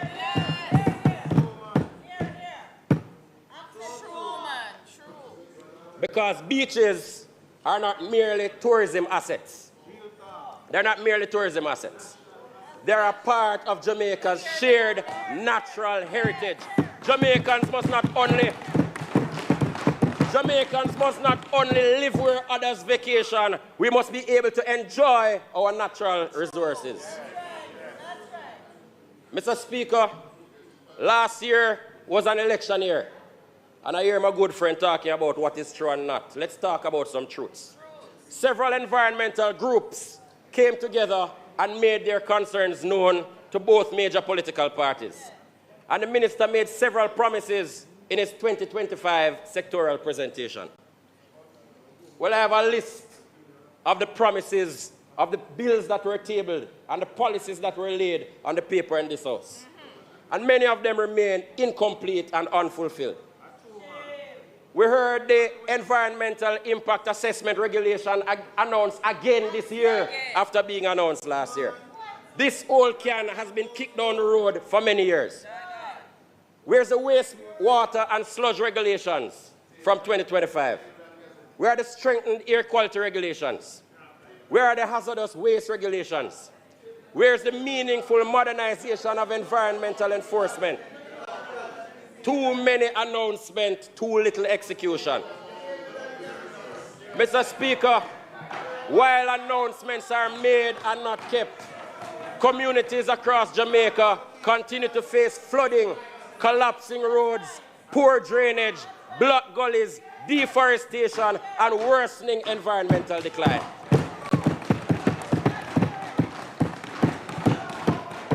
Mr. Speaker, the next great global conflict may very well be over water. Yes. And Jamaica must take water security far more seriously. People want water. The condition of many watersheds is deeply concerning. Deforestation continues, river systems are under pressure, pollution threats continue to emerge, and increasingly, Mr. Speaker, we must take the conversation to include contaminants of emerging concern. Not merely traditional pollutants, but pharmaceutical waste, industrial chemicals, microplastics, agricultural runoff, and wastewater seepage. Environmental health is public health. We cannot claim to protect public health, Mr. Speaker, while ignoring long-term groundwater quality. Mr. Speaker, water infrastructure resilience must become a national priority.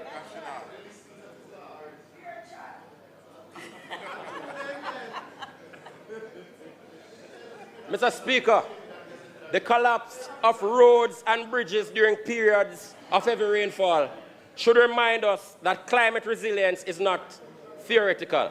It is physical.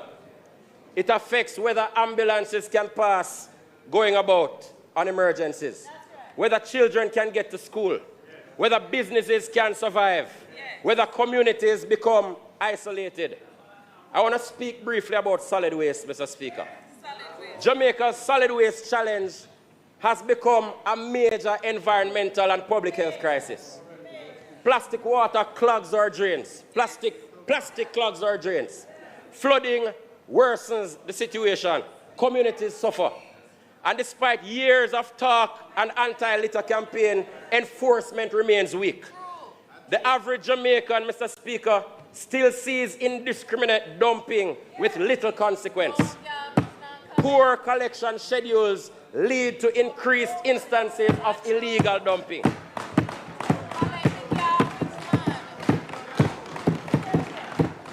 Mr. Speaker, it is concerning the high volumes of municipal solid waste that makes its way into our gullies and our drains, oftentimes causing flooding and calls for action from the very residents who contributed to the problem. Environmental laws without enforcement become nothing more than mere public relations exercises. Mr. Speaker, we need stronger penalties.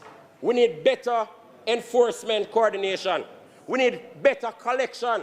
We need more environmental wardens, modern waste separation systems, investment in recycling infrastructure, and greater producer responsibility.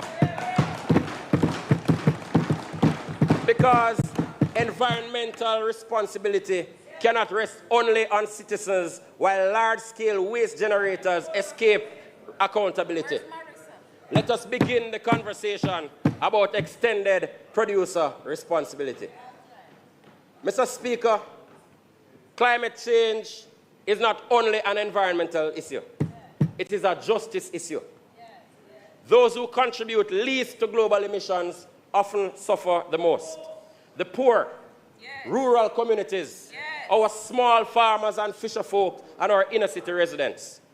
And so climate resilience cannot become another privilege only available to wealthy communities. We must ensure that adaptation financing reaches ordinary people, Mr. Speaker. Jamaica must continue to aggressively pursue climate financing, but we must also improve domestic governance, because international financing increasingly depends on transparency, accountability, and implementation capacity. Integrity matters in international financing. And this is where, Mr. Speaker, we continue to face a challenge. So climate resilience, Mr. Speaker, must influence how we go about treating with our governance framework. It must influence road design, housing approvals, drainage systems, agriculture planning, insurance frameworks, infrastructure investment, and national budgeting. Every ministry should be required to demonstrate climate resilience outcomes every time they go with a budget line item. Because resilience cannot remain isolated inside one portfolio. It must become a whole of government framework. Mr. Speaker, Jamaicans are increasingly embracing renewable energy. Our families are investing in solar. Our businesses are investing in efficient energy systems, and electric vehicles are becoming more common. I'm the proud user of a plug-in hybrid electric vehicle myself, and solar at home makes the ride almost free. But the transition to renewed energy, Mr. Speaker, must be accessible to all. We need expanded incentives for renewable energy. We need more renewables on the grid, as my colleague from East Kingston and Port Royal spoke about. We need modernized grid infrastructure and policies that encourage energy independence while maintaining grid stability. The transition to cleaner energy should reduce inequality, not deepen it. Mr. Speaker, one of the most important reforms Jamaica must confront is environmental governance itself, because recent controversies have exposed structural weaknesses in the way environmental decisions are made in this country. I won't delve too much into the matter involving the 2020 mining permit, which was granted to Bengal Development Limited after the minister overturned an earlier decision made by the NRC. This is very ominous when you consider the recently passed NARA legislation, Mr. Speaker, which will pretty much legitimize this kind of action. And the question, Mr. Speaker,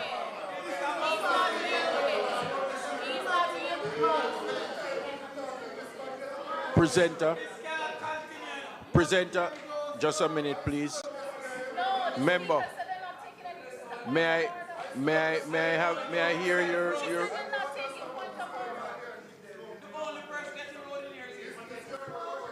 A live matter before the court. Mr. Speaker, yesterday, the leader of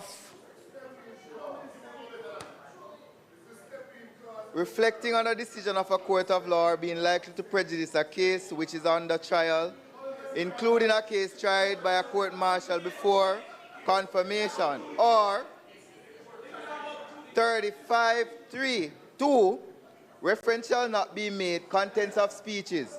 Reference shall not be made to any matter on which a judicial decision is pending in such a way as, in the opinion of the chair, prejudice the interests of the parties there too. Chairman, the member is well aware that when a matter is live before the courts, it should not be the subject of speeches. And I'm asking you to rule the member as being out of order for doing that. That is my point of order. Mr. Speaker, we have been abusing this issue about sub judice. This is the highest court of the land. And until we are told we are the highest court,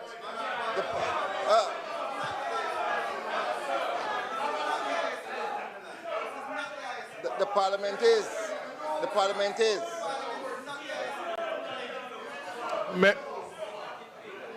There is nothing that the member has just said that in any way will violate any sub judice rule.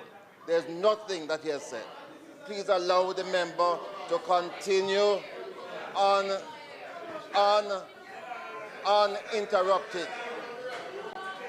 Mr. Speaker, can you just enable the member to continue his presentation uninterrupted?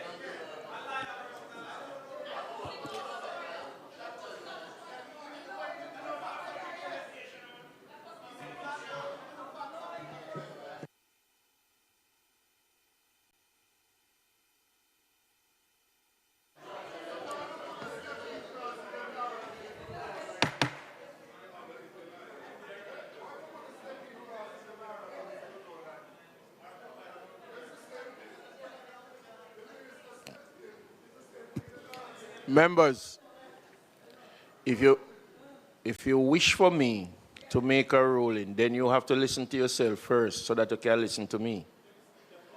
I'm going to ask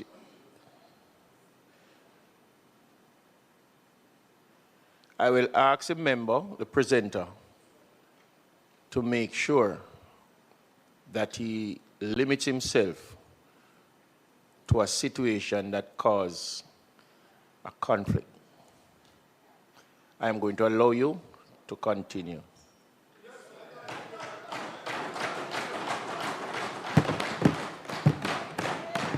Mr. Speaker, Rule 40 gives me the right to speak without unnecessary interruption. Yes. So if it causes controversy, the members on that side should govern themselves in accordance with Standing Order Rule 40.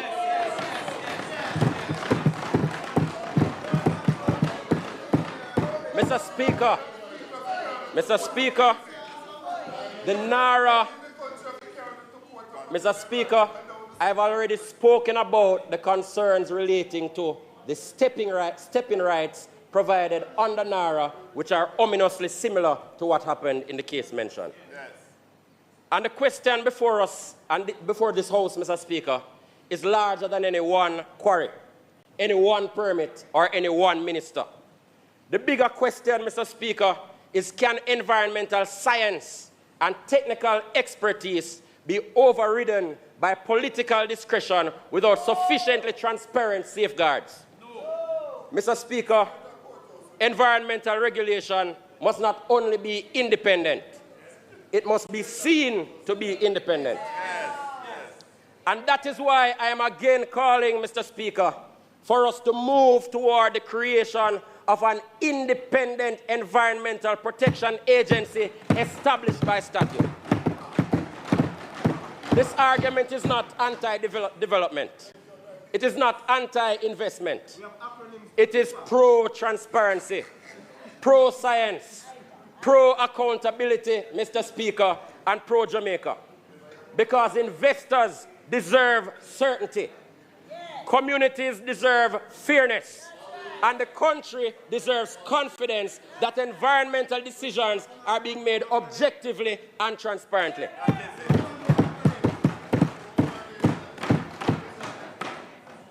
Mr. Speaker, NEPA cannot continue to appear trapped between environmental protection and developmental pressure. NEPA, which manages the NRCA, continues to sit in the Ministry of Economic Growth and Infrastructure Development, even after environment and climate change has been given its own ministry. Yet planning, Mr. Speaker, and environment protection. What is what?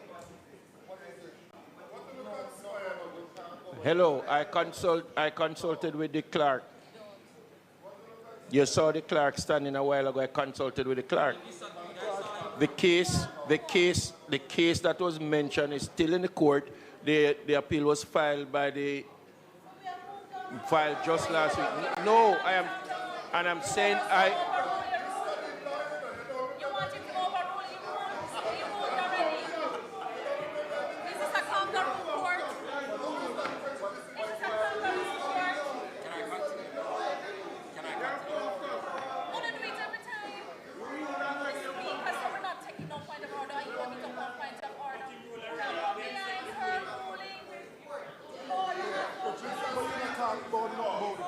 Mr. Speaker.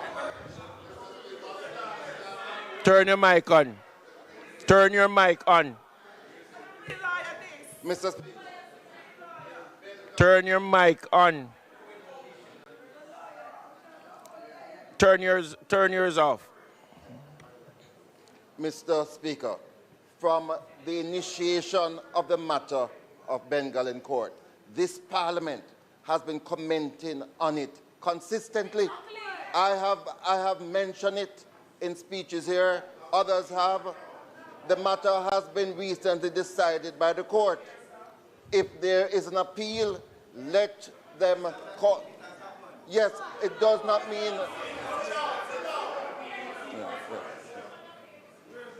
But Mr. Speaker, it is unfair. It is unfair to interrupt the member in this way. I think the member deserves an additional 5 minutes because yes.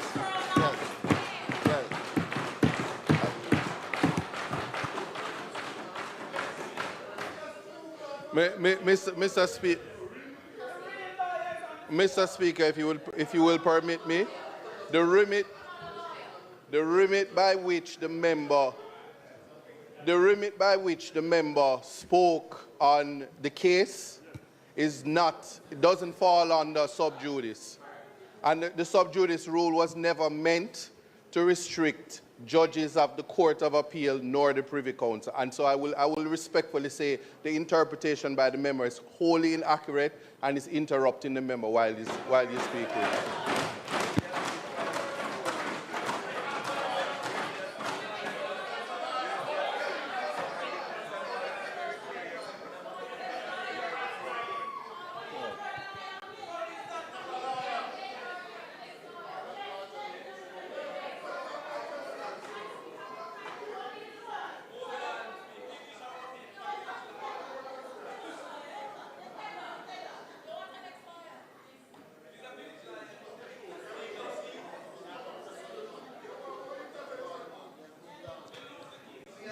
Member, you want to say something, member from Manchester? Mr. Speaker. Mr. Speaker, as not a lawyer but a legislator with 6 terms experience in this House, I don't believe you should seek legal advice from the clerk. It should be from the Parliamentary Council, who is properly authorized to give you advice on this matter.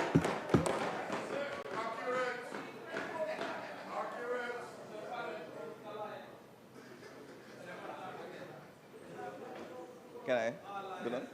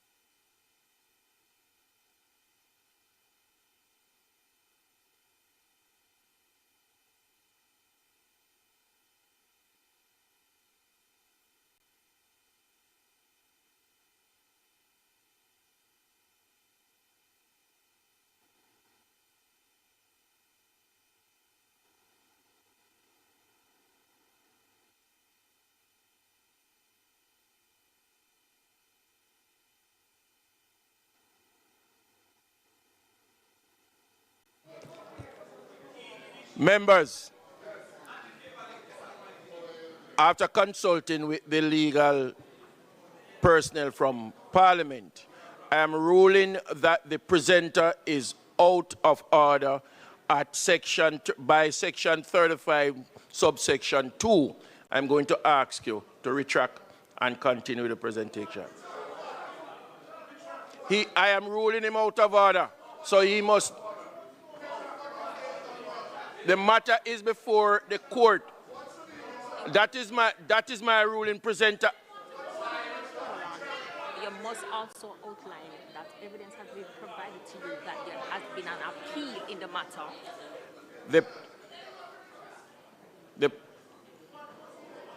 The evidence has been provided that the matter is in court at this time.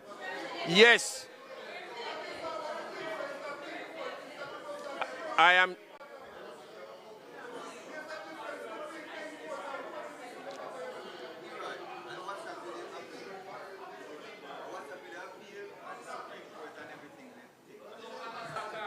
Mr. Speaker, there is nothing that the member said earlier that would in any way prejudice the matter that is in court. The legal personnel from Parliament, the legal person. Mr. Are you going to continue with the presentation or not? Yes, he wants to continue. I'm saying I'm ruling him out of order. No, you can't rule him out of order. That is my decision. My decision is that I'm ruling the presenter out of order on the matter. You cannot rule it. Mr. Speaker, can you allow the member to continue with his presentation? We're asking you to allow the member to continue with his presentation. Afterwards, we need a written legal opinion on this matter. I need to intervene. I need to intervene because it is clear that the opposition is abusing processes here. The member from South Manchester said that the clerk should not advise you, when it states in 5 that the clerk should advise the speaker. The standing order also says that that your ruling is final. But we have the leader of opposition business questioning your ruling. We cannot continue to allow the undermining of the standing orders in the House, Mr. Speaker.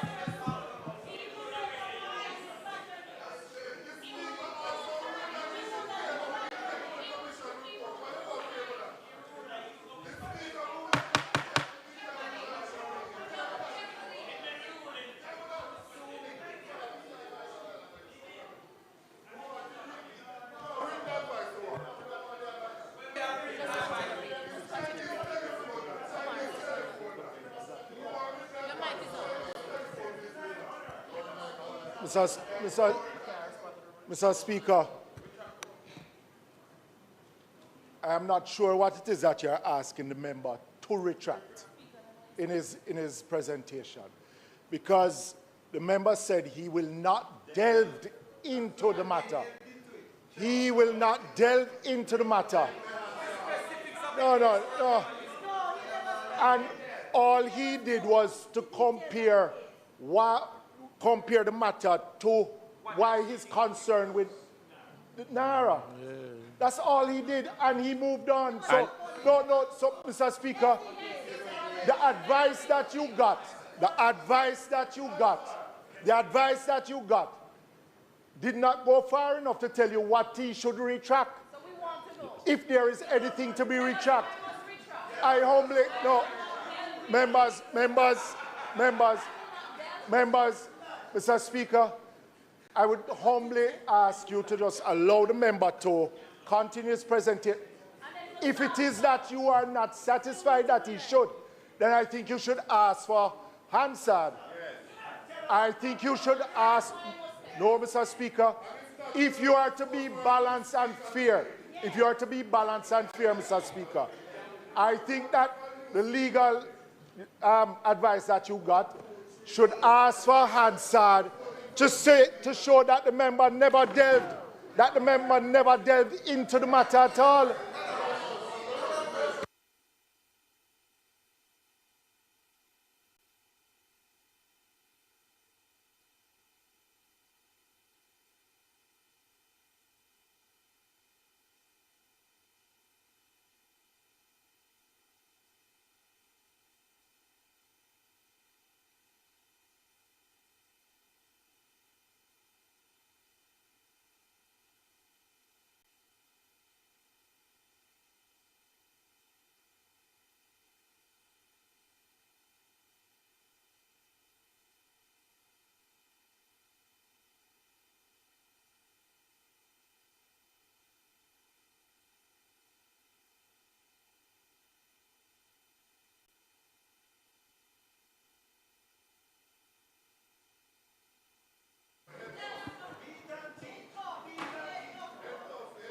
Member, once again,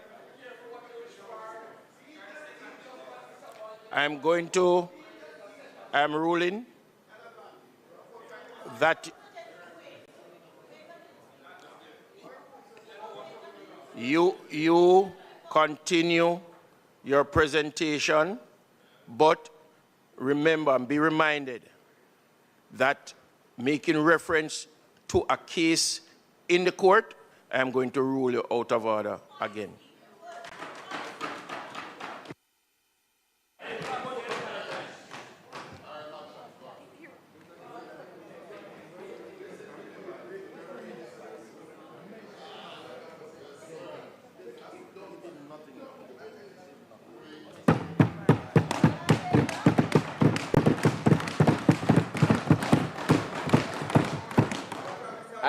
I don't remember which Prime Minister said, "Can't nobody take my stride." Mr. Speaker, planning and environmental protection must work together, but environmental regulation must not appear to be bogged down by economic considerations.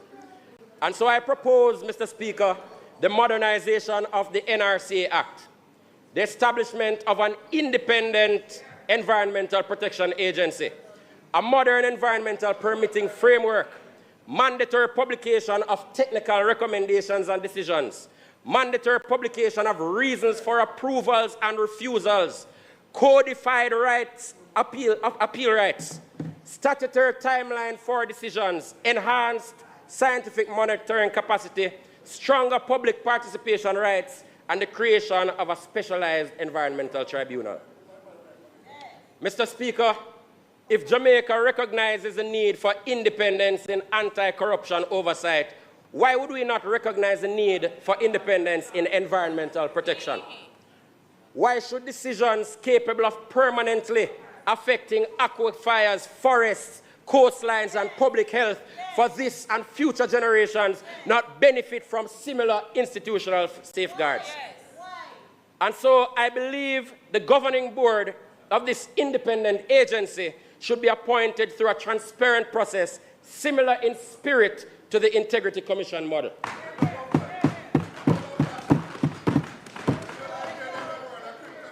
It must include, Mr. Speaker, broad stakeholder consultation, fixed qualification requirements, protection from arbitrary removal, and representation from environmental science, engineering, planning, law, climate science, and civil society.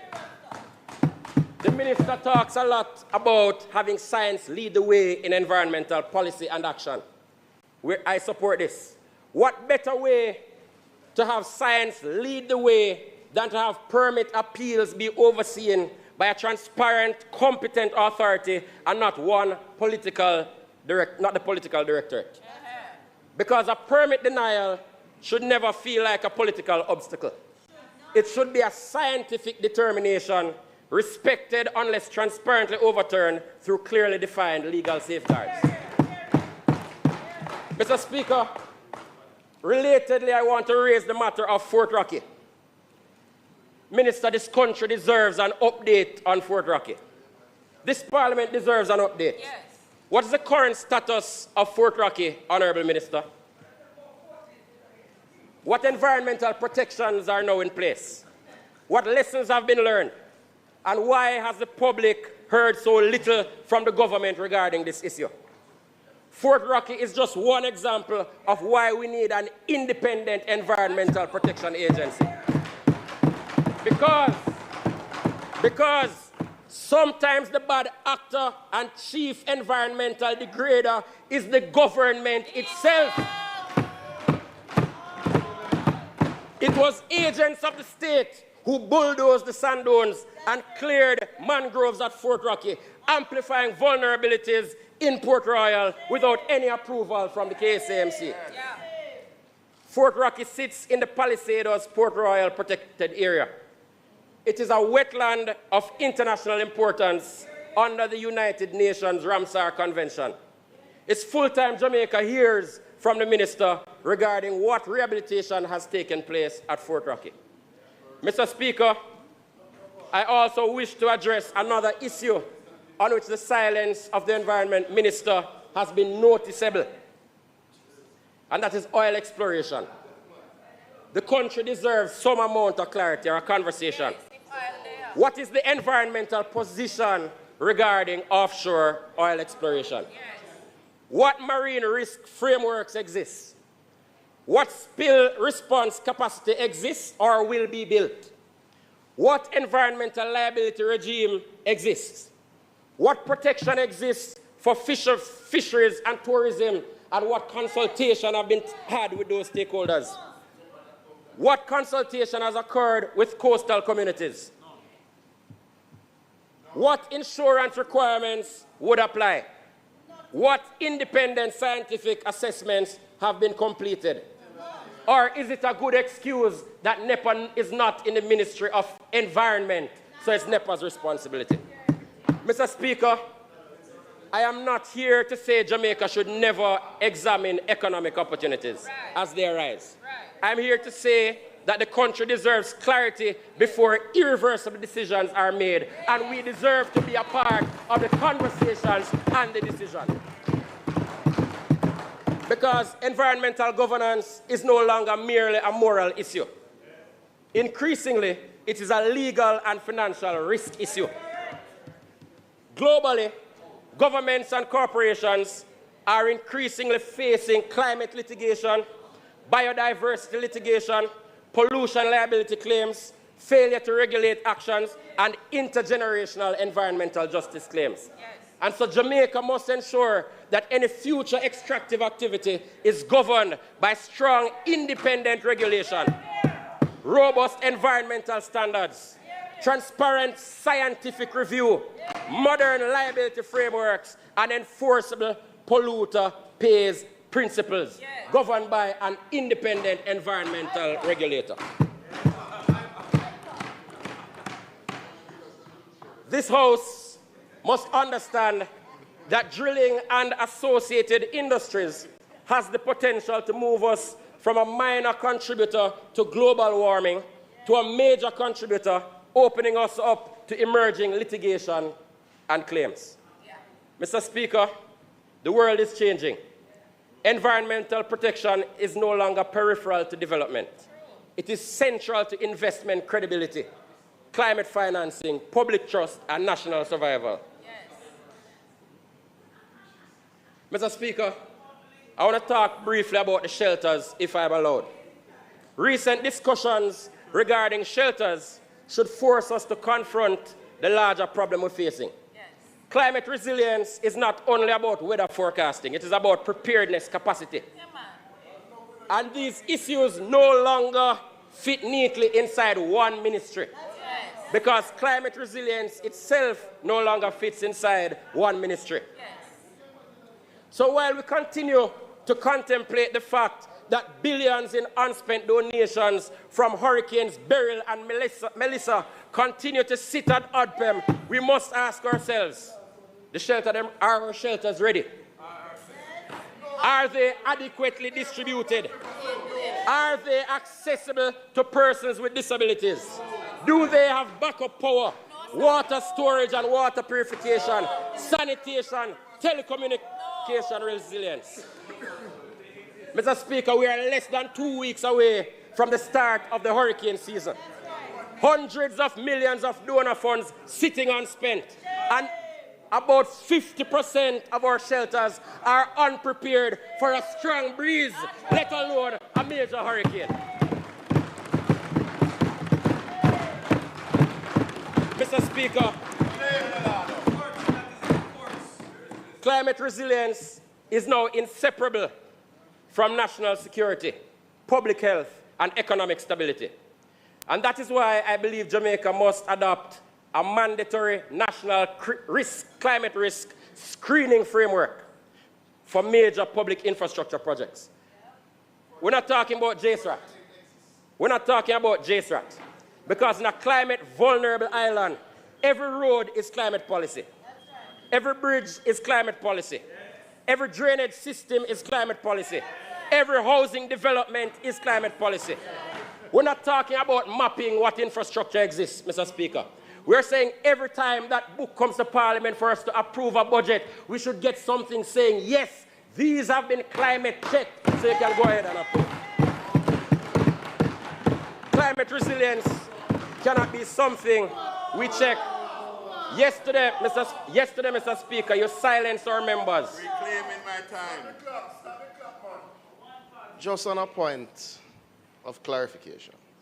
Under the FAA Act, there is a process called PIAB. For you to get a capital allocation, you must be approved by the PIAB. The PIAB reviews every investment for climate change efficacy. It means every climate change, every investment in capital works is indeed climate screen. So he's calling for something that already exists, Mr. Speaker.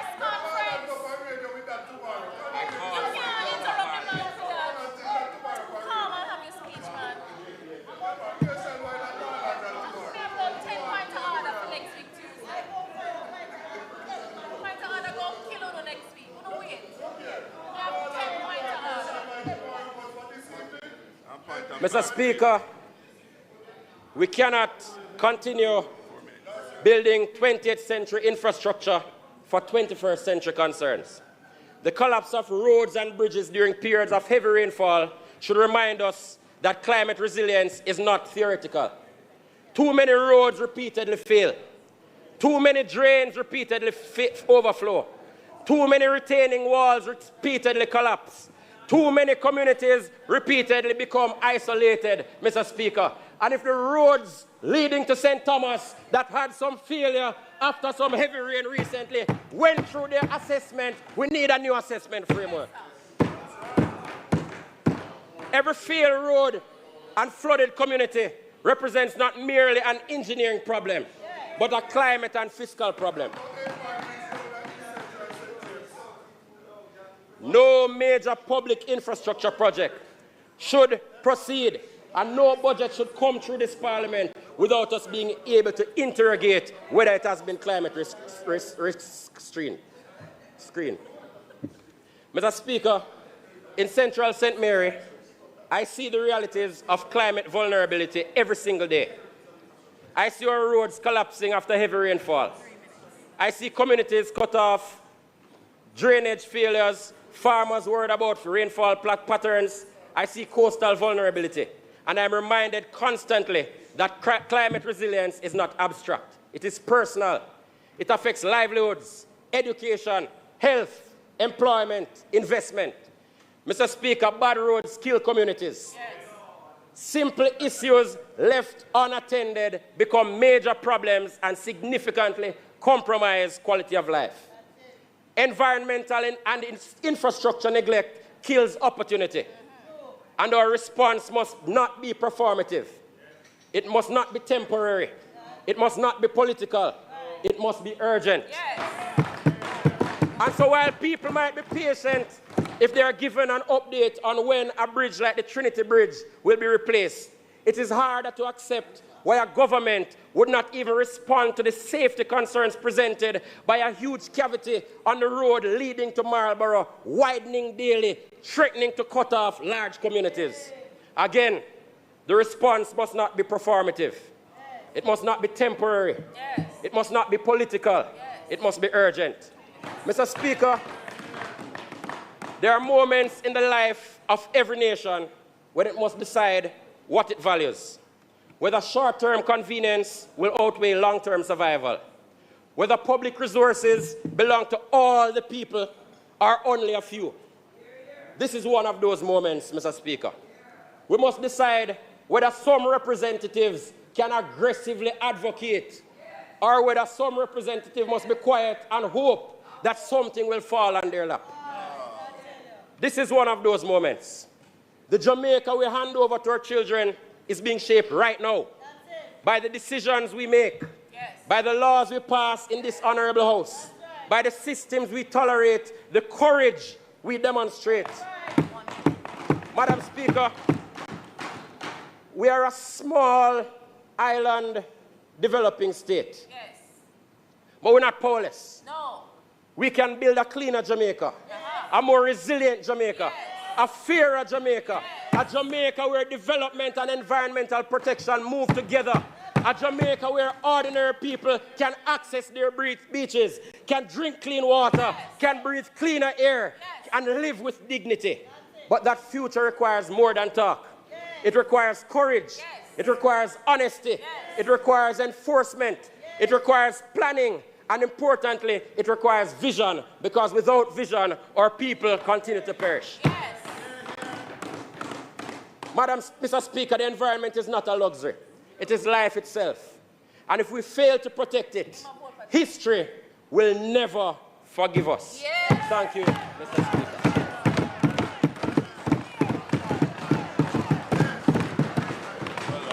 House Leader. Well done. Turn us off. Mr. Speaker, I wish to thank the member from St. Mary's Central for his very loud presentation. But as his first time, we have to give credit to him, as it is not easy to stand up in the House to make presentations, and we have to give credit where credit is due.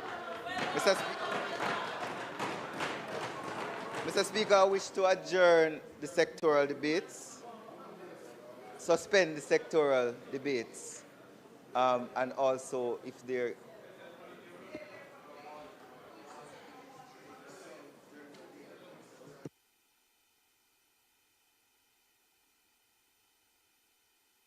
Mr. Speaker, I ask that you move for the suspension of the sectoral debates. The request is on the floor for the suspension of the sectoral debate. Those in favor? Those against? The ayes have it. Before you move, House Leader, House Matter, standing order 34, and I want both sides of the House to listen carefully. Interruption is subject to provision of Standing Order 26, 38, and 39. A member shall not interrupt another member except A, by rising to a point of order, whereupon the member speaking shall resume his seat and the member interrupting shall simply direct attention to the point which he desires to bring to notice and submit it to the Speaker or Chairman for decision. Or B, to elucidate some matters raised by that member in the course of his speech, but only if the member speaking is willing to yield or give ways and resumes his seat if the member wishing to interrupt is called by the chair. Let us pay attention to that. Content of speech, Section 35, subsection 2. Reference shall not be made to any matter on which a judicial decision is pending in such a way as might, in the opinion of the chair, prejudice interests of the parties thereto. Bear in mind those two. Don't worry yourself. Continue.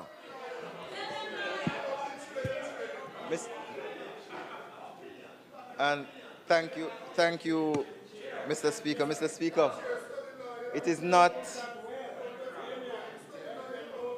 intended to do any further business today, so I ask that you adjourn the House for a date to be fixed. The request is that the House be adjourned for the rest of the day until a date to be fixed. Those in favor? Those against? Ayes have it. This House stands adjourned.